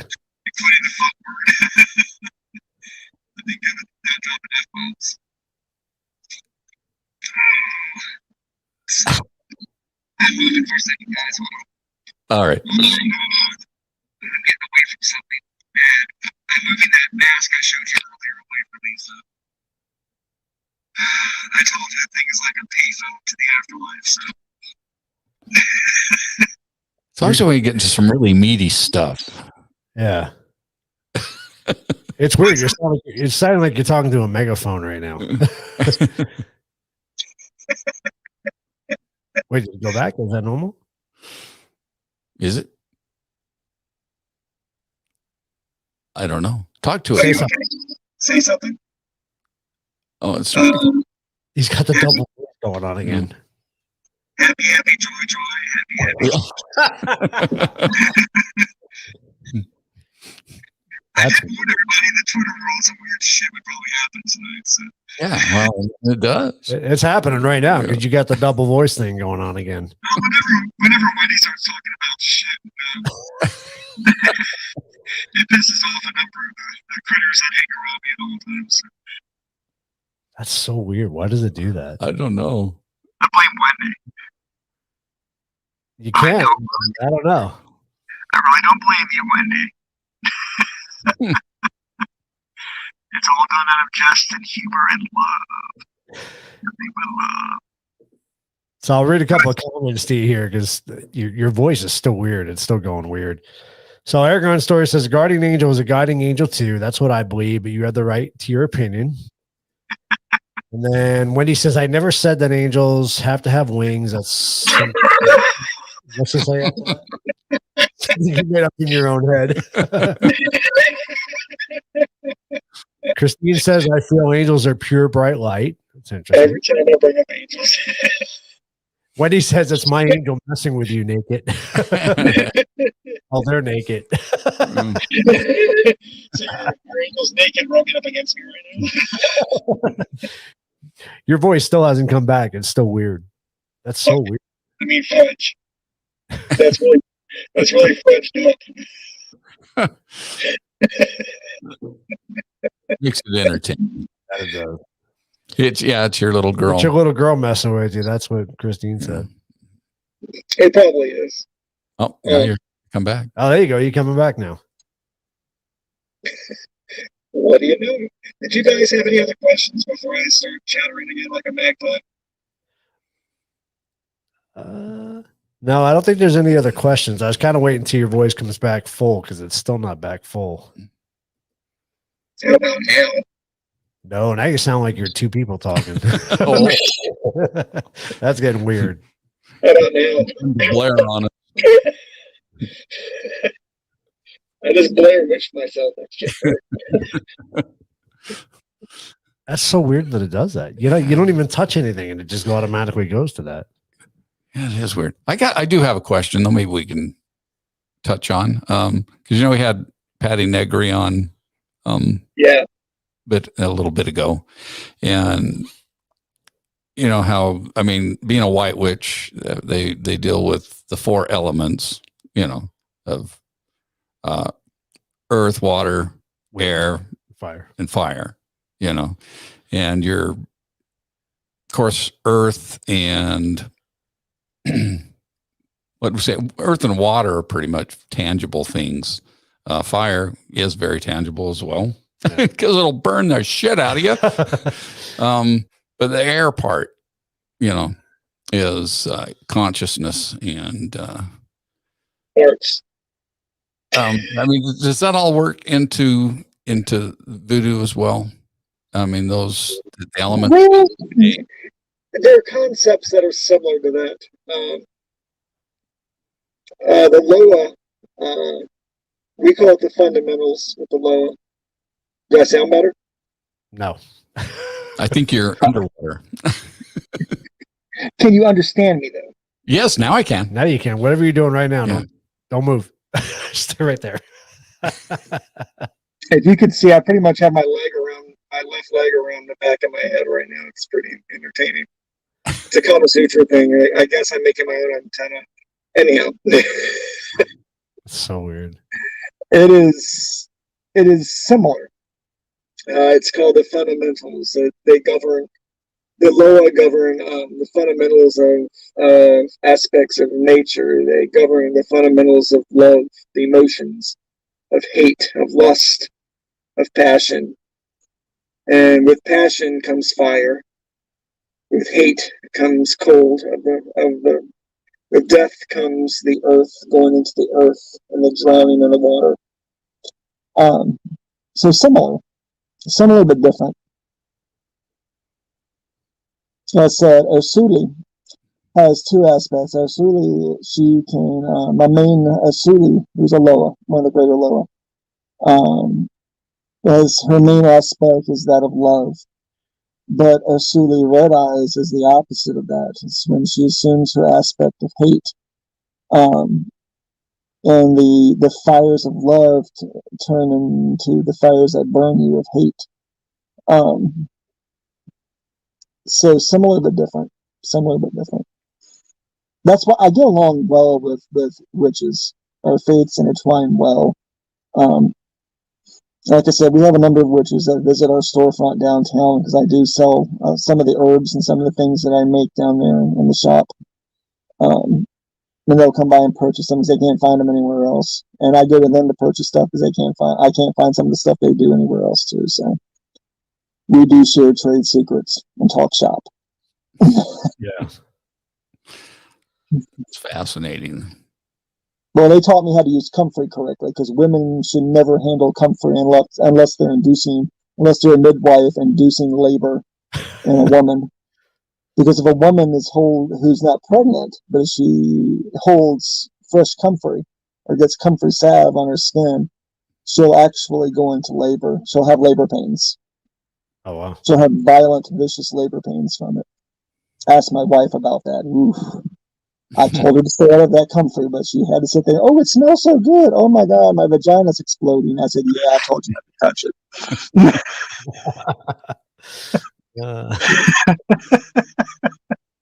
She said it was like the worst menstrual cramps you could possibly imagine. That's crazy. So could you all hear that? Yeah, no, we heard that. Okay. Hey, the exploding vagina on your farm then? What's that? So you grow all that stuff on your farm that you? Yes, I do. As a matter of fact, I do. Especially the herbs and stuff that we use in my religion in Voodoo. I raised most of the herbs here. Some of the insects and some of the bones and stuff that I don't have access to, I source out to reliable sources, both here in the United States and overseas to get what I need. But if I can get a seed to an herb or to a plant that I can raise, I usually get it in and raise it. If it's too tropical and will not survive the temperate weather of where I live, I grow it in the greenhouse year round. So, but I have a huge patch of comfrey, which I have a sign up because we had some master gardeners come by to tour some of the gardens here on the farm, and I made sure that the poisonous shit they stayed away from, the comfrey. Yeah. We have a really amazing patch of wolfsbane, which is ungodly toxic. You're pretty much dead when you screw with it. I mean, wolfsbane will take you off this planet really fast. But in small amounts, it has medicinal benefits. Very small amounts, it has medicinal benefits. Interesting. Anything? You just drink beer. Yeah. All right. Well, when I finally did get back to college, one of the things that I studied was organic chemistry and herbology. What I learned about in the schools, I went out and with the witches that I knew and my mentor, my Papa Thomas, what he taught me in herbology came in quite handy. I know it'll take you off the planet. I know it'll keep you on the planet. So, and now I know what you can burn and inhale that'll make you trip balls. Just put it that way. Christine says that she reads that Voodoo is more than belief; it's a way of life. Is that? It is. You also, sorry, I had to look around the thing there, around the camera. Yeah. It is a way of life. It's a lifestyle. Kind of like people, when they say that in Christianity they live their Christian belief, to live the way of to live their faith. That's true with us as well. I have to say that I probably both consciously and subconsciously apply it to different situations, and I've whispered prayers under my breath in different situations when I'm out in public to various Loa. Or I've blessed people privately without them knowing, without catching myself if they're having a bad time, and I'll put my hand on their back and whisper a quick prayer that they be watched over and protected, and without making a scene out of it. Right. I don't feel like having pitchforks and torches at the gates here, so. But I do it consciously and subconsciously because it is intermeshed in my life deeply. And speaking of which, let's talk, if you don't mind, if you don't have any questions or comments off the top of your head, we can talk about how you can apply it in the paranormal world as a paranormal investigator, if you wish to know about that. There you go. Yeah, that would be fun. I think we need another beer, though. Yeah. If at some point where you guys get tired of hearing me talk, just let me know. Oh, you're good. We can make the world stop at any point. We're fascinated. One of the things about being a Hogan is always keeping part of yourself in their world, in the world of the Loa. You're always half in the spiritual world, and your perception is half in the spiritual world and half in the physical world and the everyday world. And the few times that I've worked with other investigators, that perception has come in handy a great deal, especially when I've worked with psychic mediums and good investigators. One of the things that a few of my friends who are in the field have actually asked me, one of the things, they'll give me time just to stand there for a while and look around and to feel. I know what it's like to always have a spirit with you, with both my little girl and with the Loa that I've accepted as my patron, as my guardian angels. Are you happy, Wendy? I'll use that term if that makes you happy, Wendy. Darren. I'm about making you happy tonight, Wendy. Is that since you have your volume turned up on your spiritual radio all the time, you're more aware of the flows and eddies of spiritual energy around you. If it exists at the place that you're helping investigate or helping to determine if it is haunted or something malevolent is there, or something that's benevolent that people are misinterpreting as malevolent because they don't understand it. Because their guardian angel's not telling them it's a good guy. I know I'm picking a fight tonight. I love you, Wendy. Kisses. Wendy says, don't be using my guardian angels to make yourself feel better. Shit.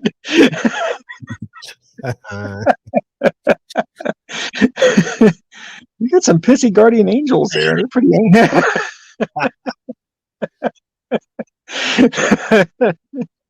oh God, y'all are killing me tonight. But when I was in the field or in a home or in an environment, one of the blessings that one of the things that I say aloud when I walk into the room is Baron Samadi, show Udid Il Detente, which is my name, Il Detente. Show him what's here. Take the scales from my eyes and show me what's here. And I can start to perceive better what's there. Because he does have dominion over the dead and over the spiritual world. And if there is something there that is dead and has not found its place in the realm of the dead and is out of its place, then I can feel it and eventually see it while I'm there. He pulls back the veil so I can see it,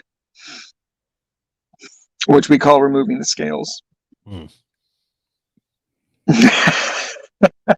It's also comes in handy when you're asking somebody to escort them from the property, to bring them from the property, take them from the place and show them their rest, show them their spot where they need to rest, take them with you to your home, take them with you to your cemetery, and give them peace, show them where the peace is.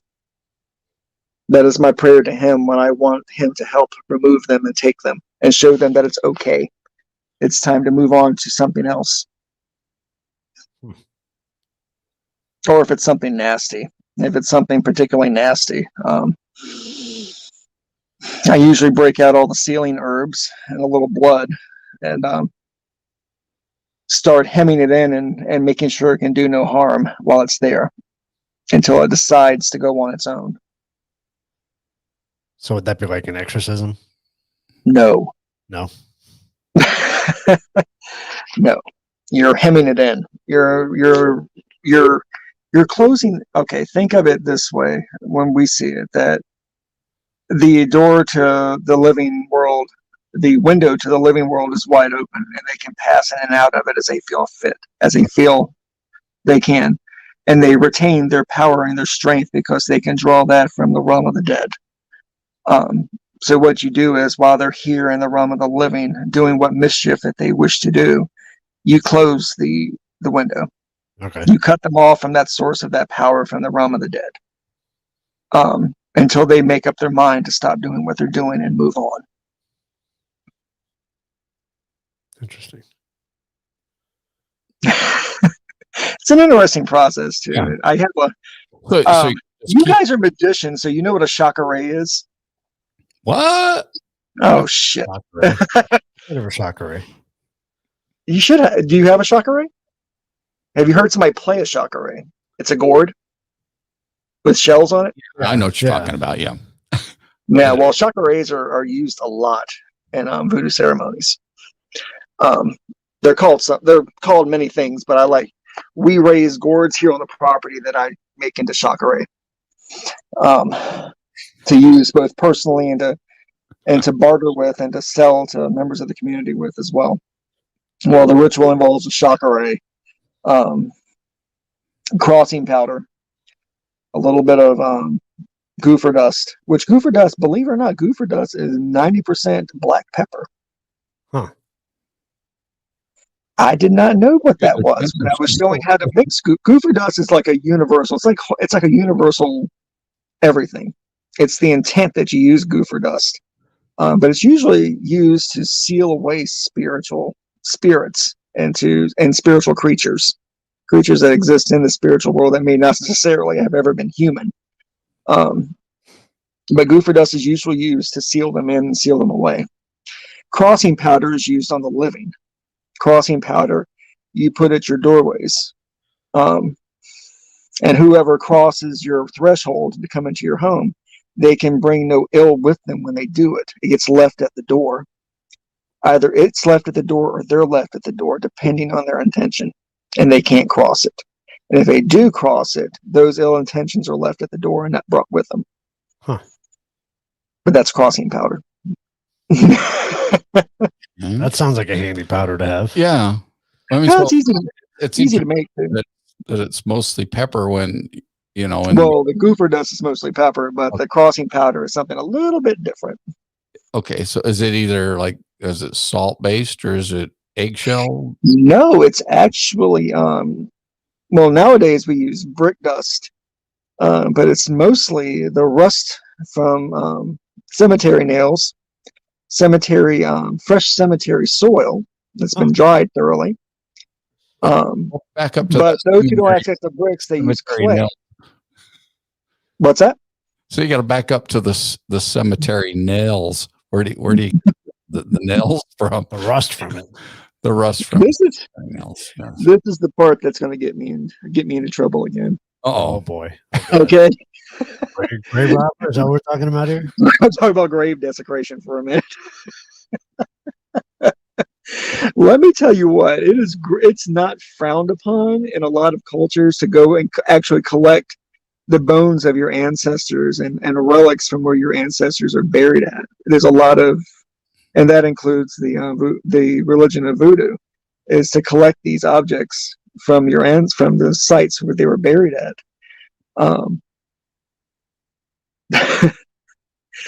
And the nails that I currently use in my possession, I've had for a while now, but I had to harvest them myself from a cemetery that's located right outside of New Orleans. Damn, can't believe it. I'm pretty sure the statutes of limitations has passed on this part. But Do we need to leave you here? What are we? but I went to collect the bones of a sinner saint, which is, I had to collect the knuckle bones and I had to collect the nails of that person, which I still have the knuckle bones to the sinner saint, which are used in blessings and for callings, the knuckle bones of a sinner saint, and for reaching out to the dead. And the nails are used in a great many things. The rust is used. The nails themselves are used to draw vevas with, by the way. The nails are too. But they have to come from particular graves and particular people to hold any kind of significance in the faith. And this particular Saint Center, it took me 2 hours to uncover all the bits and pieces I needed and then stuff them in a box and haul ass out the cemetery.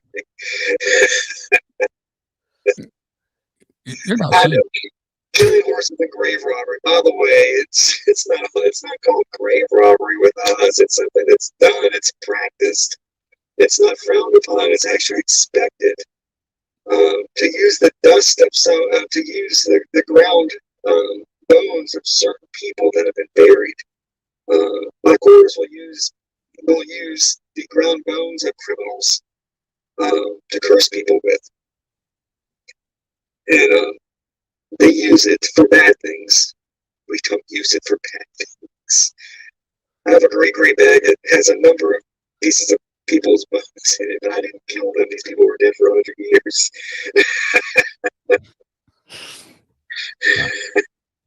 That's crazy. We have to say super The horror. shit you learned just now. Yeah, I have to officially say, I think you've given just about everybody on the show tonight freaking nightmares. One of the herbs we use is called rue, R-U-E. That we use it when dealing with the dead in particular. And the only place that here we go, you're gonna love this. The only place that root grows really well in is in cemeteries, and it grows really well on actual burial plots. And it actually holds a lot of spiritual meaning to be able to gather the root from that the roots are growing through the body of whoever's buried there. Oh my God. And I'm going to admit to something. I'm about to admit to something. I've planted root at a number of local cemeteries. So, God damn it. So I guess I can go back and harvest it as I need it.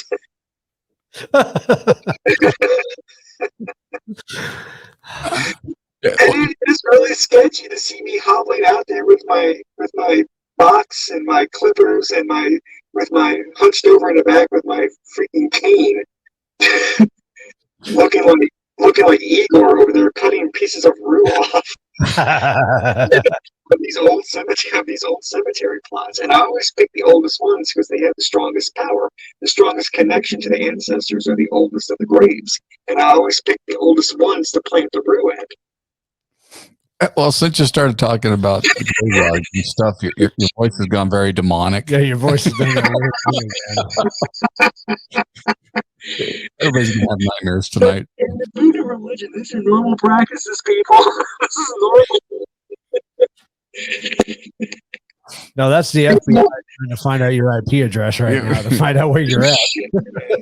I just gave you a serious Buffalo Bill moment. I am so sorry.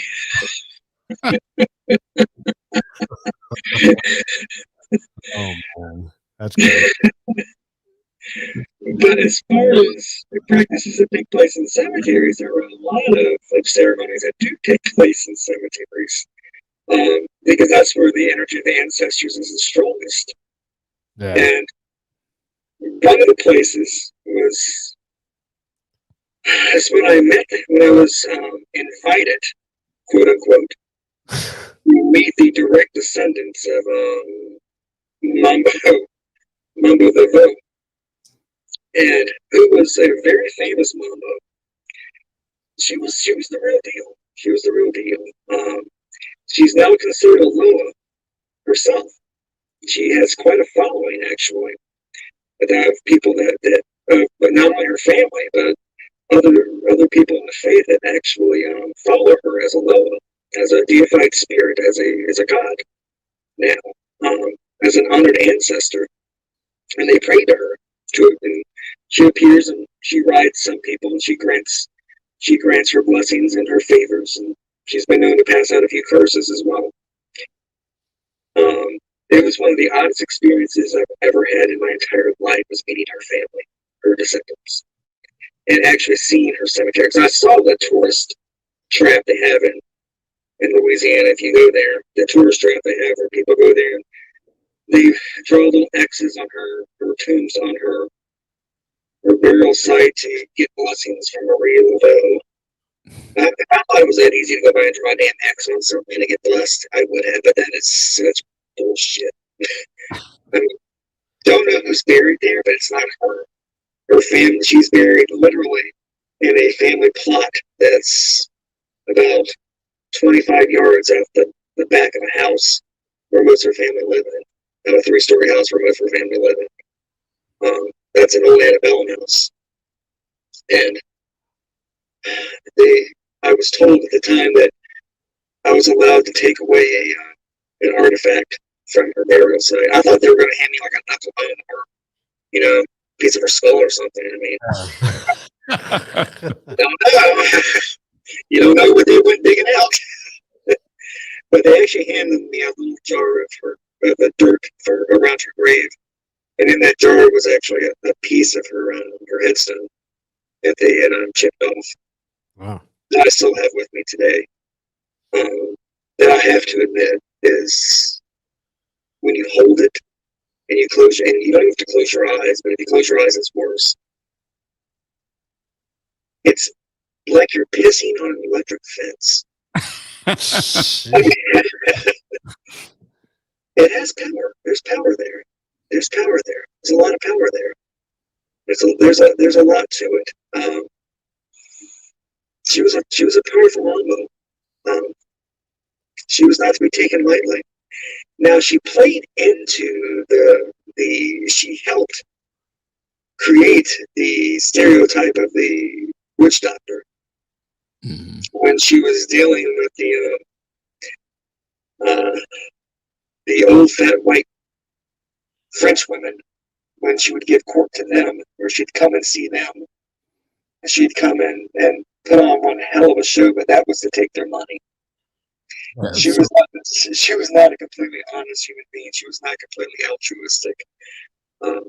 She went and put on an amazing show, which gave rise to a lot of the myths and things that people believe about Voodoo. Was from some of her antics that she did coming up. But at the time that she was coming up, she needed to do that to gain acceptance. So she did not hang for what she was doing. When she would actually practice her faith with her attendants and her following, and she had a huge following. And she has a huge family too. She had a huge following. She didn't pass a lot of her secrets on to her family or her attendants. She went to the next world with them with her. So, and still today, and when she's called upon, it's hard to pry any of those secrets out of her. So she was a hairdresser. She was a mambo, which is not a dance. Trust me. Mambo, it's not a nightclub either. I mean, as far as her day job, though, I mean, she was a hairdresser, is what I read. So where she cut or she did the hair of a lot of very wealthy women and a lot of fat white women. What kind of women? Sorry, I know. I mean, I'm not trying to be racist, but the shit she did, I don't agree with. She created a lot of stereotypes, which is still plaguing the faith today. With what she did, I don't hold her in such high regard as so many other people do. I know. Papa Thomas didn't care too much for her. He didn't care for her descendants either, whatsoever. Yeah. I didn't get like what he said. When I met them, they expected me to kiss their ring, and that didn't happen. At that point in time, I had developed quite a reputation myself as being one of the outside who's no longer outside, to being accepted, and to the following, and being strong with the Loa, and having them walk with me at all times.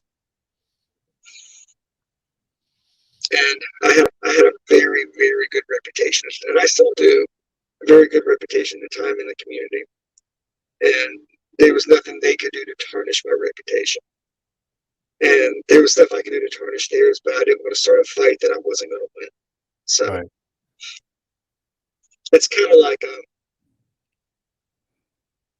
the whole in Ireland with the Protestants and everything, when they went back in the day when they would fight like cats and dogs over there. So it's different little sects that are in that are more about the power and the glory than they are about the faith and the tending to their community properly. Trust me, they make a lot of money with what they do. I'm Well, sorry, check other questions. I know I'm really biased when it comes to it. well, The only reason they gave me that stone and that dirt, because the next day, all of New Orleans and half of Georgia, and mostly all of Louisiana, the deepest of the swamps, knew what they did, and they considered that such a grand gesture on the behalf of the I just took it to thank them, took it for what it was, understood what I could use it for, and Right. left with it. So, and I've used it in several rituals. I've used it. I've offered it up before. And speaking of you've heard me say that I walk with the Loa and the Loa walk with me. When a Hagan or even a Bakor decides to devote themselves 100%, and we're talking about spiritually and physically, to the faith and to the Loa. One of the final things you can do, one of the final sacrifices you can do, is to offer yourself to them and give them an opportunity to dwell within you all the time. It's an interesting ritual that at the end of the ritual, it's communicated to you. And my way, it was communicated with me through a whisper, through a wind that was blowing. And I was asked, because I asked for it. They asked, "What are you looking for?" My Loa did. My Papa, Legba, and Suli, and Baron Samade. I was speaking to all three of those Loa at the same time, and I was asking them for wisdom and for information, and to grant both to me, so that I would offer my body as their house, which Hungan actually means house, by the way. It's a term meaning house. That I was offering my body as a house, as a dwelling place for them. And they said, "What do you offer?" And I said, "I offer myself. You may take me." They said, "What part may we have?" I said, "You may have the entire left side of my body. You may have an eye. You may have my mouth. You may have my nose." And in return, they guide me to answers without much effort. They answer questions, sometimes not directly, but they lead me down paths that will answer my questions for me, to help me gain knowledge, just not for knowledge's sake, but to help not only myself, but the people around me. And in return, they experience the living through me. Through when I cover my eye, they see. They see through that eye all the time. They smell what I smell. They taste what I taste. They touch what I touch. They feel what I feel. And sometimes I'll have cravings that I know they're not my own. To eat something or do something that is not my own. And I know it's them wanting to experience it. And sometimes consciously I'll do it. And sometimes I find myself buying an ice cream flavor that I would have never eaten in 1,000 years, but they're curious what it tastes like. Right. Because in the world of the spirit, in the world of the Loa, they don't get to experience that sensations. But through me, they can. Damn that And when cherries. They come with so many different flavors. I'll tell you what, I've eaten some shit that I would have never eaten. I mean, I caught a really bad parasite from eating raw goat brains one time. Oh. It took almost 2 months for me to get rid of. They were a type of fluke that was in my intestines, and every time I burped or farted, it smelled like sulfur. And it took almost 2 months to get all those damn flukes out of my body, to flush them out. So that It was was part of a ritual. It had to be to no, it wasn't part of a ritual. It was a craving that I had. Wow. That one of them wanted to taste the goat's brain. So I tasted a goat's brain. Actually ate the whole damn thing. Ate one of the eyes too. Oh. And a piece of the tongue before I stopped. And that's where some of the glass eating comes into play. Right. When a Loa is angry and it's working its way through you, you can't help but feel the rage is irrational. It makes no sense. The rage does. It comes through you when they're angry. You're personally not angry, but they are, and you feel it. And I was drinking, and I was actually in Charlottesville when it happened. It was at a wedding, and I was photographing a wedding, and I was drinking out of a champagne goblet, well, a wine goblet. And this irrational rage just came up inside of me. And the assistant that was with me kept saying, he said, dude, are you okay? Dude, are you okay? I couldn't hear him, but I was actually chewing my wine goblet. I was breaking it off in my mouth.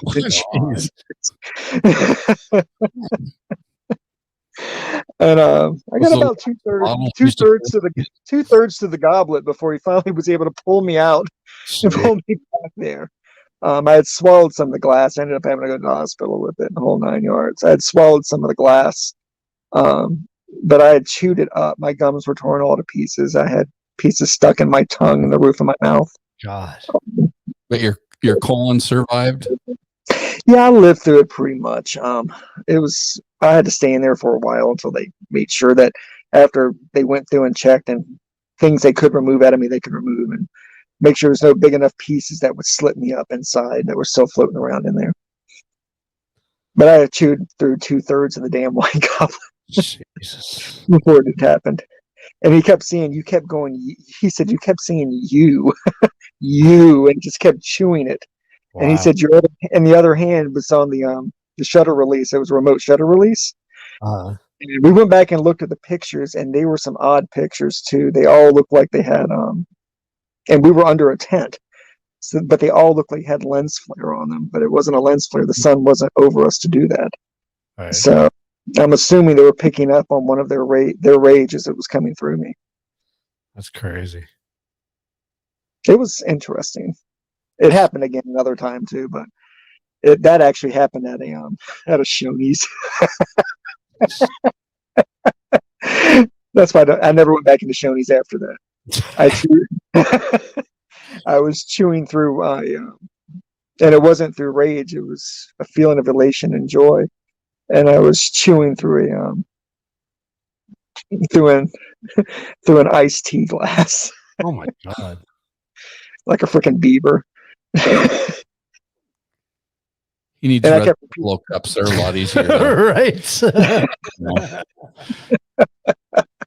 I mean, you'll eat things and do things when you're under the influence of a Loa that you would normally not do, for them to either make a point or for them to experience. Like I said, I've had broken bones and shoulders that were dislocated, and my neck felt like it. I had a Beetlejuice moment. It felt like it had turned around all the way around the way it felt.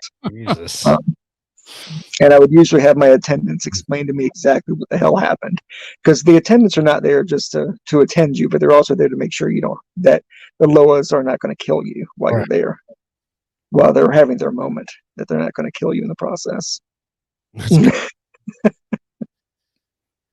Wow.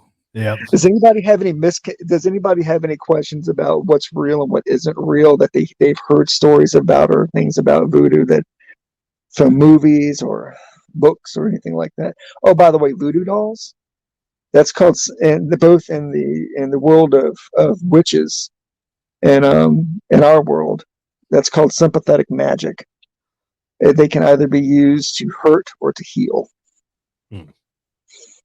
Most people think they're there just to hurt. But I actually had a coworker a long time ago when I had a business job, a job in an actual office. And I had come in and had a black eye, and my arm was on a sling from a ceremony the night before. And I had to explain to my boss what happened and then get the evil eye for the rest of the time while I went to my cubicle. Well, word had spread what had happened to me in the office. And she came to me. She said, "Can you my husband, I think, is screwing around on me. Can you do something to him?" And I looked at her and I went, "Do something? Are you asking me to kill him? To like shoot him or some shit?" I said, "Because I'm not going to do that." She said, "Oh no, no. I heard you were you did voodoo. Can't you make me a doll or something and stab him in the dick or something?" I said, well, things like that. It's about the energy you give it for the intention. Yeah. For the intention. And I thought, and something Papa Thomas taught me, he says, whenever you have the chance to teach somebody something, teach them. And I wanted to teach her a lesson about it. So I made her something. It was I got some fresh clay. I said, bring me an object of his clothing. And then bring me an object of your clothing. And bring me a picture of both of you together. And I got them now. And I took them home when she did bring them to me. She was so excited. She thought I was going to bring this huge voodoo doll to her. She was going to have fun stabbing the shit out of the crotch on it or something. I don't know. Ow. But what I made for her was a vessel. It was a clay vessel made out of fresh clay. Of course, that I had sourced at a cemetery, by the way. But what the clay vessel was meant to do was not to cause harm in that sense. I did it to teach her a lesson about wanting to cause somebody else harm. Right. So what I did was I sealed all the objects plus a number of other objects in it. And the blessing that I put over it in the what I wrote on the outside of it was the intent that I put inside of the vessel was to show her the error of her ways. I wanted the Loa to show her that hurting someone was wrong. And I gave it to her. And I said, take this. I said, do you have a chimney at your house? She said, yeah. I said, put this in the chimney and let it sit there for 90 days. She got excited. She said, I thought you were going to give me a doll. I said, oh, no, this is better than a doll, boo. Don't worry. This is much better than a doll. But what it did to her and him, she started losing her hair. And he started having symptoms of gonorrhea. Oh, geez. I guess I'd rather lose hair. Yeah, right. Exactly. But at the end of the day, I mean, she came and told me what was happening. She showed me the hair that was coming out in her brush at night. But what that did was it brought them closer together. Their perils that it caused, that working cause brought them closer together. And they realized how much they loved each other. And that's when I told her, I said, take it out and smash it with a hammer when the sun comes up tomorrow morning. It'll break it. And she did. She smashed it and then it ended. She didn't look like she had alopecia anymore or mange. And his penis stopped, the tip of his penis stopped swelling up and he stopped crapping blood. So, but it was meant to teach. It was meant to teach them a lesson about, because she thought he was harming her and she wanted something to harm him, and they both needed to be taught a lesson. Right. And that was the lesson that I shared with them. Interesting. Very interesting. Oh, you should have seen the stuff that went in it. That was interesting. I'm sure. I told her to make sure she buried it all when she was done.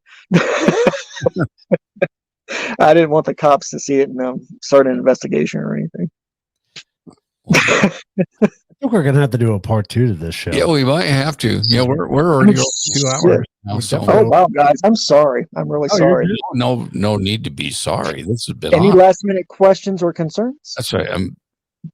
If there's anything else that you had that you wanted to make sure you got shared tonight before, I want everybody to realize that voodoo is not evil. It is what the person that is using it that makes it good or bad, much like any other religion. People use it to do bad, people use it to do good. It's usually 99% good, 1% bad. It is not evil. It is one of the oldest faiths that are out there. Believe it or not, and this is not a challenge to anybody's core belief, but it predates Christianity. And actually, a lot of elements of Christianity owe themselves to the practice that came out of Africa. Some of the aspects of Christianity have come from that. Especially when it comes to values and faith, and living your faith and living your life. Not angels, Wendy. Sorry, had to dig that in one more time. It's not evil. People who practice it are not evil people. I'm not saying they're not evil people out there who practice to be bad. And also, don't go into, it's fun to go into these shops and look at all the hokey stuff that they sell, the little coffins with Veves driven on them that they sell that you can take home as stuff like that.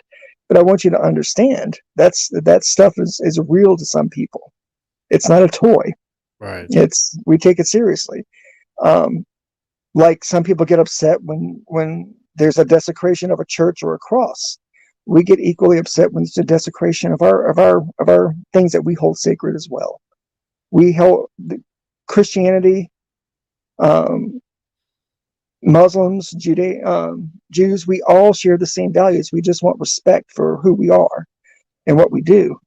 And we don't want to hurt each other doing it. We just want to live peacefully and practice our faith.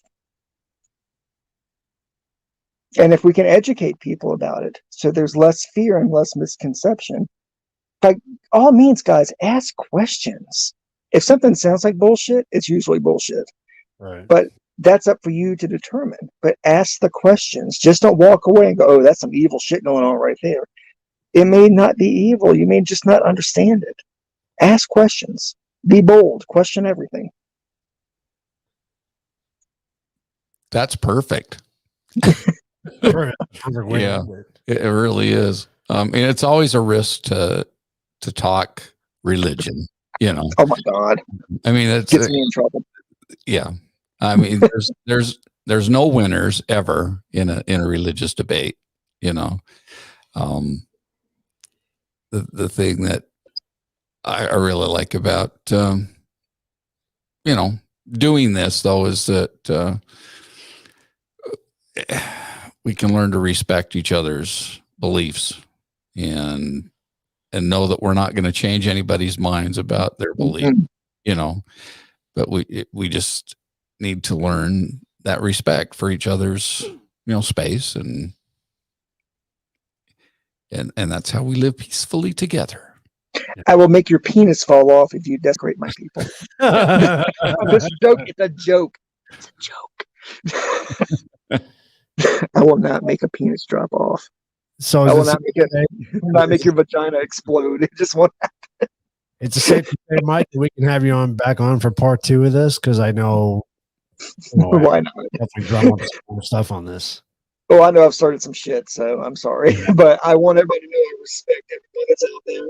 If you have questions for me that you want to DM me or talk or do Twitter with me, I'm happy to talk about it, happy to discuss it. I've never been I'm at the point in my life that I feel like I can be open about things like this and talk about it in a rational way. With a few jokes thrown in here and there, because that's just my nature. But I'm more than happy to talk. I'm not trying to convert anybody. I'm not trying to change you from your faith, but I'm happy to educate you about mine. Yep. Mm-hmm. Yeah. Yeah. As for me, I consider myself a seeker. okay, because I've gone through other religions, and I find myself still looking, and so Well, that's the point. That's your journey that you're on. I took that journey. My journey lasted a long time too, until I finally found something that spoke to me, literally spoke to me, literally. And at some point in your journey, something's going to speak to you, literally. That's going to change your entire world and your entire world view, and you're going to know that's the right fit for you. right, and that's I'm looking for. You'll find it. Someday it will happen. I hope. If you do Hare Krishna, then I'm going to shit my pants laughing at the same.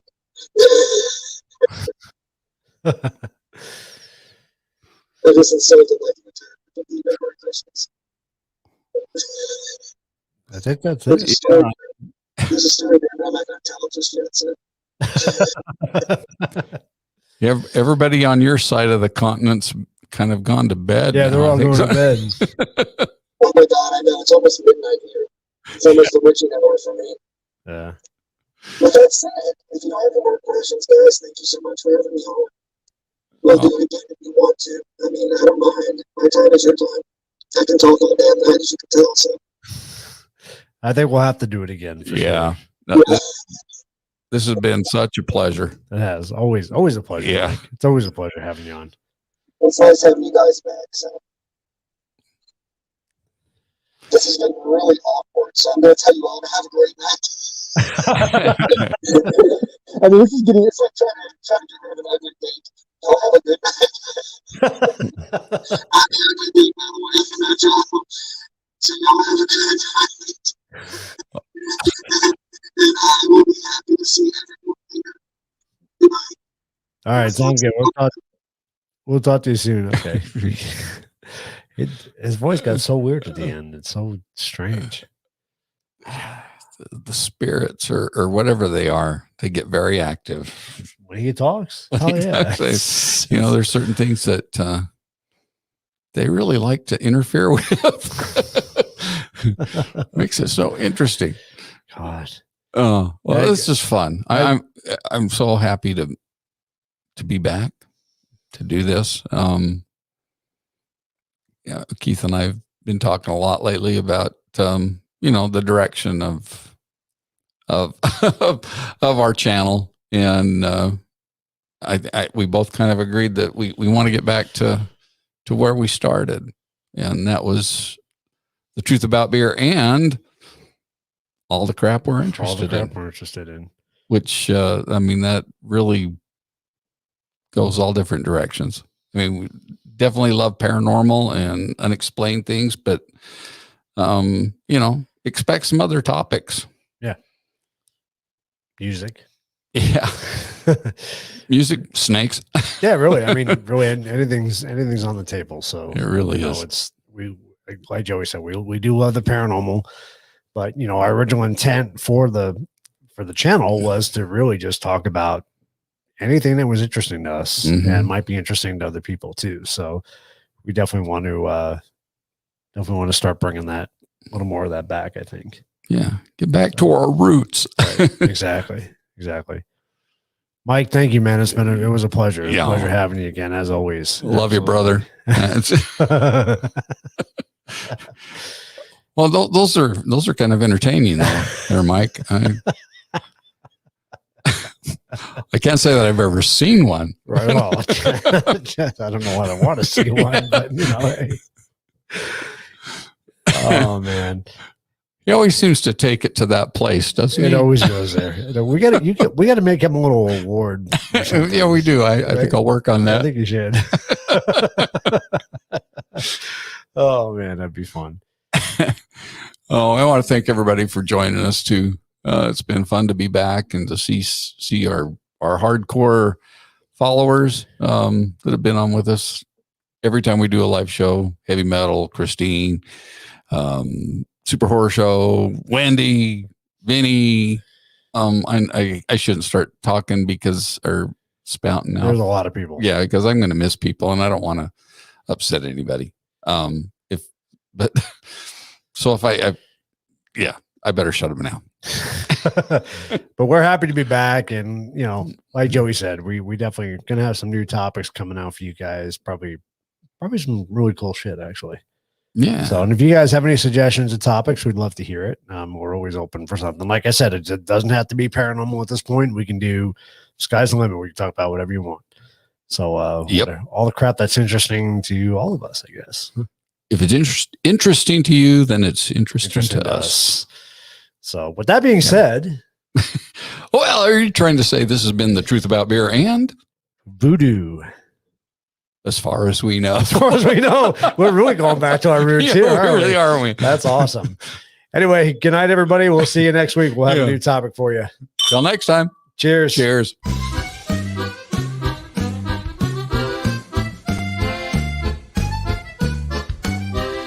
Welcome to the Truth About